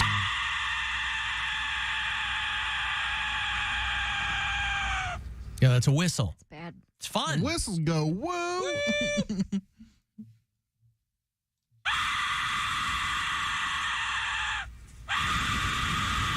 All right, so it's a little annoying. Yeah. It's a little annoying. But if you put metal music with it, then it's on Saturday night, 10 to midnight. You got that right. Here's a new one from Defiled by Semen. Oops. Ah, boy. Yeah. So, those are available to purchase. I've got songs about excrement, by the way. Last week, reminded I of. saw a film. As I recall, it was a horror film. Walked outside into the rain. Checked my phone and saw you rang, and I jizzed in my past. Oh, no, that's not a song about excrement. I'm sorry. You sure? I've been misled here.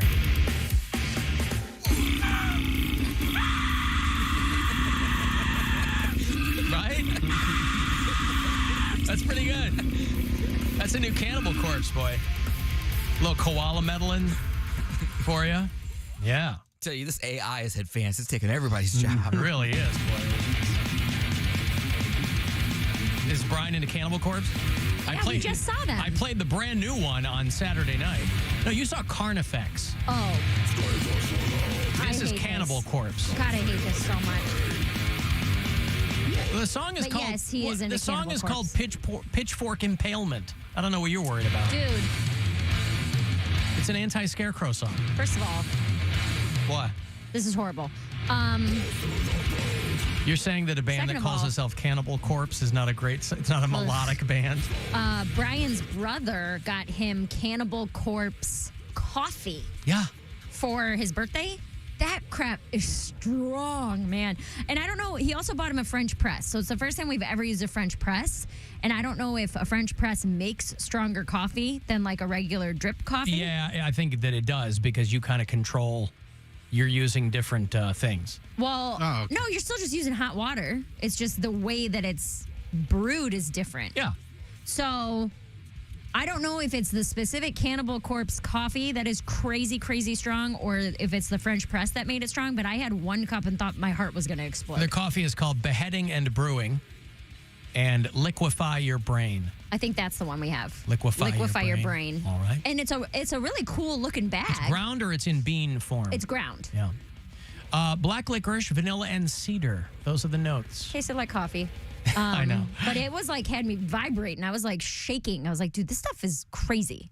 Yeah, they want their fans to feel like they're listening to Cannibal Corpse music. But why? Because it's so good, Mary. Because it's so good. That's why. This is from their 16th album. These guys are still doing it. Still doing it. Never done a ballad. Never done anything slower than that. Oh, see this, well, according to Google and majestycoffee.com, French press coffee is stronger than drip coffee because the mesh filter used allows more oils and flavor compounds to pass through. There you go. Your oils and your flavor compounds. You know, your excrement. Yeah, your coffee excrement. Yep. That's what leads to higher caffeine levels. That's right. I got a milk frother. Oh, those are great too. I haven't had one of those in a while. I got one the other, and I was like, man, I missed. Yeah. Frothy ass milk. I got one of those for Gwen a while ago because I don't drink coffee, but she drinks coffee, and I got her a frother. I can only do so much to get her frothy. Mm-hmm. But for the milk, Hey, Gwen, want a budget? Works for Mary. Budgeting's tough. It's not been an easy conversation over the last It's few not weeks. that it's tough. It's that it's difficult for, you hear people complaining about budgets, but we've talked about this before, for families that don't have enough money to cover everything. Yeah. That's not the conversation you guys are having. No. We're trying to save to buy a house, so we were looking at where each of us can cut costs and how we can kind of approach finances in a different way. And as far as you savings need go. to buy fewer plane tickets. No. Oh. Well, You need to spend less on gas. no, those are things that are in a completely separate bank account. Oh. All of my travel for comedy comes out of my comedy bank account, not my regular bank account. Does that mean like it's a funny account or that's the Yes. money used for comedy? Hilarious. No, it's a separate. I keep my business money and my personal money separate. Mm-hmm. So, no, it was more of a like, what are our long-term, short-term goals and how do we get there type of a conversation, which is not comfortable for anybody to And have. so you need to buy fewer what? You need to spend less on avocado toast. Yes. And French press coffees. Now, unironically, I do spend quite a bit of money on iced coffees. You need to buy fewer iced coffees. Well, Make it at home. The place next door. This place next door, they have a iced mocha with raspberry that I really, really like. But to add in the oat milk and it ends up being like an $8 coffee by the time. Could I'm you done with replicate it at home? I probably could. So if I were to get just like the tubs of chocolate and whatever else they use off Amazon or something. Some people believe that something tastes better when someone else makes it for you. Yeah, to a certain degree. But it was more like sitting down and being like, oh, we don't really. We're in a position where we don't have to really pay attention to what we're spending at the grocery store or, things like that where it's like we're not hurting. But that drives him crazy because even he likes to be on top of all that stuff. So, we sat down and looked at how much we were spending. We're like, all right, where can we cut? And fun is one. That was a big part of my argument where I was like, I'd rather cut out food than fun. Like, get out of here, man, Right. But yeah. Well, that's not an easy conversation. it sucked. It started last When week one and got person goes, finished yesterday. all of our money is going to go to the future. Mhm. And other people are like, well, I don't know how long the future is. I'd like to spend some of my money on the now. That's exactly what it is. I'm the spender. He's the saver. He's thinking about retirement and blank going to college. And I'm not saying any of these things are wrong, but Right. he's saying He has different priorities. 30 years from now is when he's thinking about how can we prepare today for 30 years from now. Right. And I'm like, okay, that's important, but that can't be the only thing we think about because you might die next year. So can we go on vacation? Like, can we have a little bit of fun now? And by the way, now that we have you on tape, if he does die next year, better not be on vacation. They're going to be looking at you. Excrement. His excrement washed up on a Grecian shore, and now we don't know what to do. They always look at the girlfriend. It's always the significant Always other. the significant other. Even if you're an insignificant other, if you're going on vacation with someone and they turn up dead, teats up, boy, it's all over for you. Yeah, I know. But there's no point for me to kill him because I don't get any of his stuff. It's not like I'm in his will. We're not married. I'm not You gotta entitled work to on half that. his crap. Yeah, you just got to be assertive. Assertive, like Poundcake is. Make him marry me so I can kill him and take half his stuff. Nothing hinky about that. It's like, anything can happen. I just want to make sure that, I'm taken care of once you're gone. See, that's what I think long-term Poundcake's thing should be, is ingratiating himself to these old dudes, so like pulling the Anna Nicole Smith. I don't think she actually got any money, but that's too the obvious, family though. fought so hard, is that you are quietly inserting yourself into these financial documents. But it was too obvious because the guy was too old. Like, he was near death. She wanted to get, like, someone who's just getting ready to fall Yes, off. that's You got to invest at least 10 years into it. That's a long time. I know, but Also- you got to get 60s, 70s. Dude was in his 80s. Flip side, though, is that the introduction, and this could be a psychological thing, it could be psychosomatic, I don't even know if it's true. But I would think if I were an 85-year-old man with way more days behind me than ahead of me, and all of a sudden, here's this young, gorgeous woman in my life, that would somehow spur me on to live longer. Because I'm like, well, now look what I got. I don't want to go yet. I mean, some things are beyond your control, but I can't imagine how that man smelled. And she was all like laid up with him. But No, honestly, I think they it was don't have like sex drives No. and stuff like that. I You think just gotta he kind of did. spend No. time with I them. think they would prop him up. those and, were all like, photo ops. It was like Hef and the Playboy girls. For 10 years, they were like, oh, you have sex with Hugh. Oh, it's great. And then when Hugh Hefner dies, they were all like, we never touched him. We never even saw his wiener. We didn't do anything. And everybody watching is like, of course you didn't. Because it's not Wonka land. It's all photo ops. That dude didn't have sex with Anna Nicole Smith one time. I think there's definitely some boob action, something. Well, okay, let a guy squeeze your jugs. That's different than letting him climb on top of you. He had to do something like, Hey, babe, you up looking for some boob action? you gotta have some boob action. Boob action. We're trying to get some boob action. Boobs. Maybe later. I We'll feel meet like up at the bar. Things go well. Do a little boob action. I feel like every time he saw her, she had to like dump him out.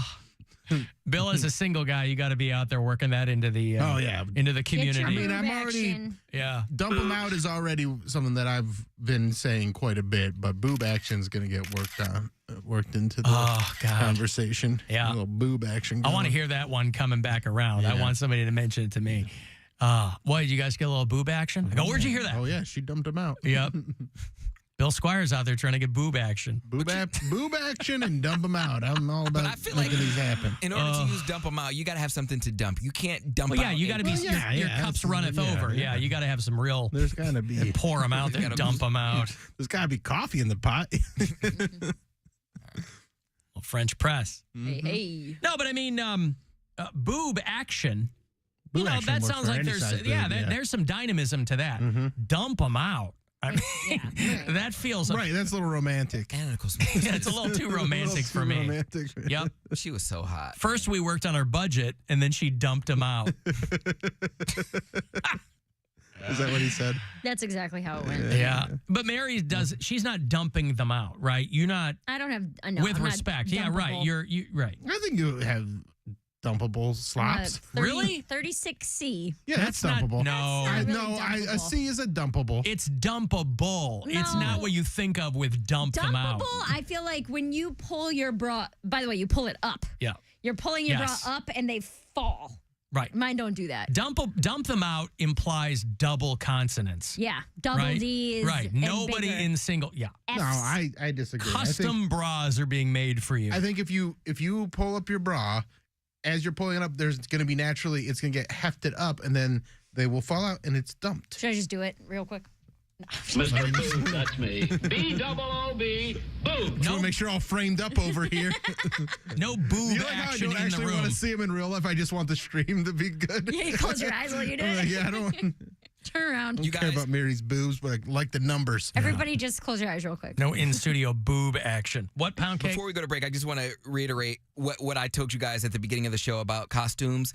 My brother sent a picture of his son, my nephew, in his costume, and my mom texted us and said, make sure he has a coat underneath his costume.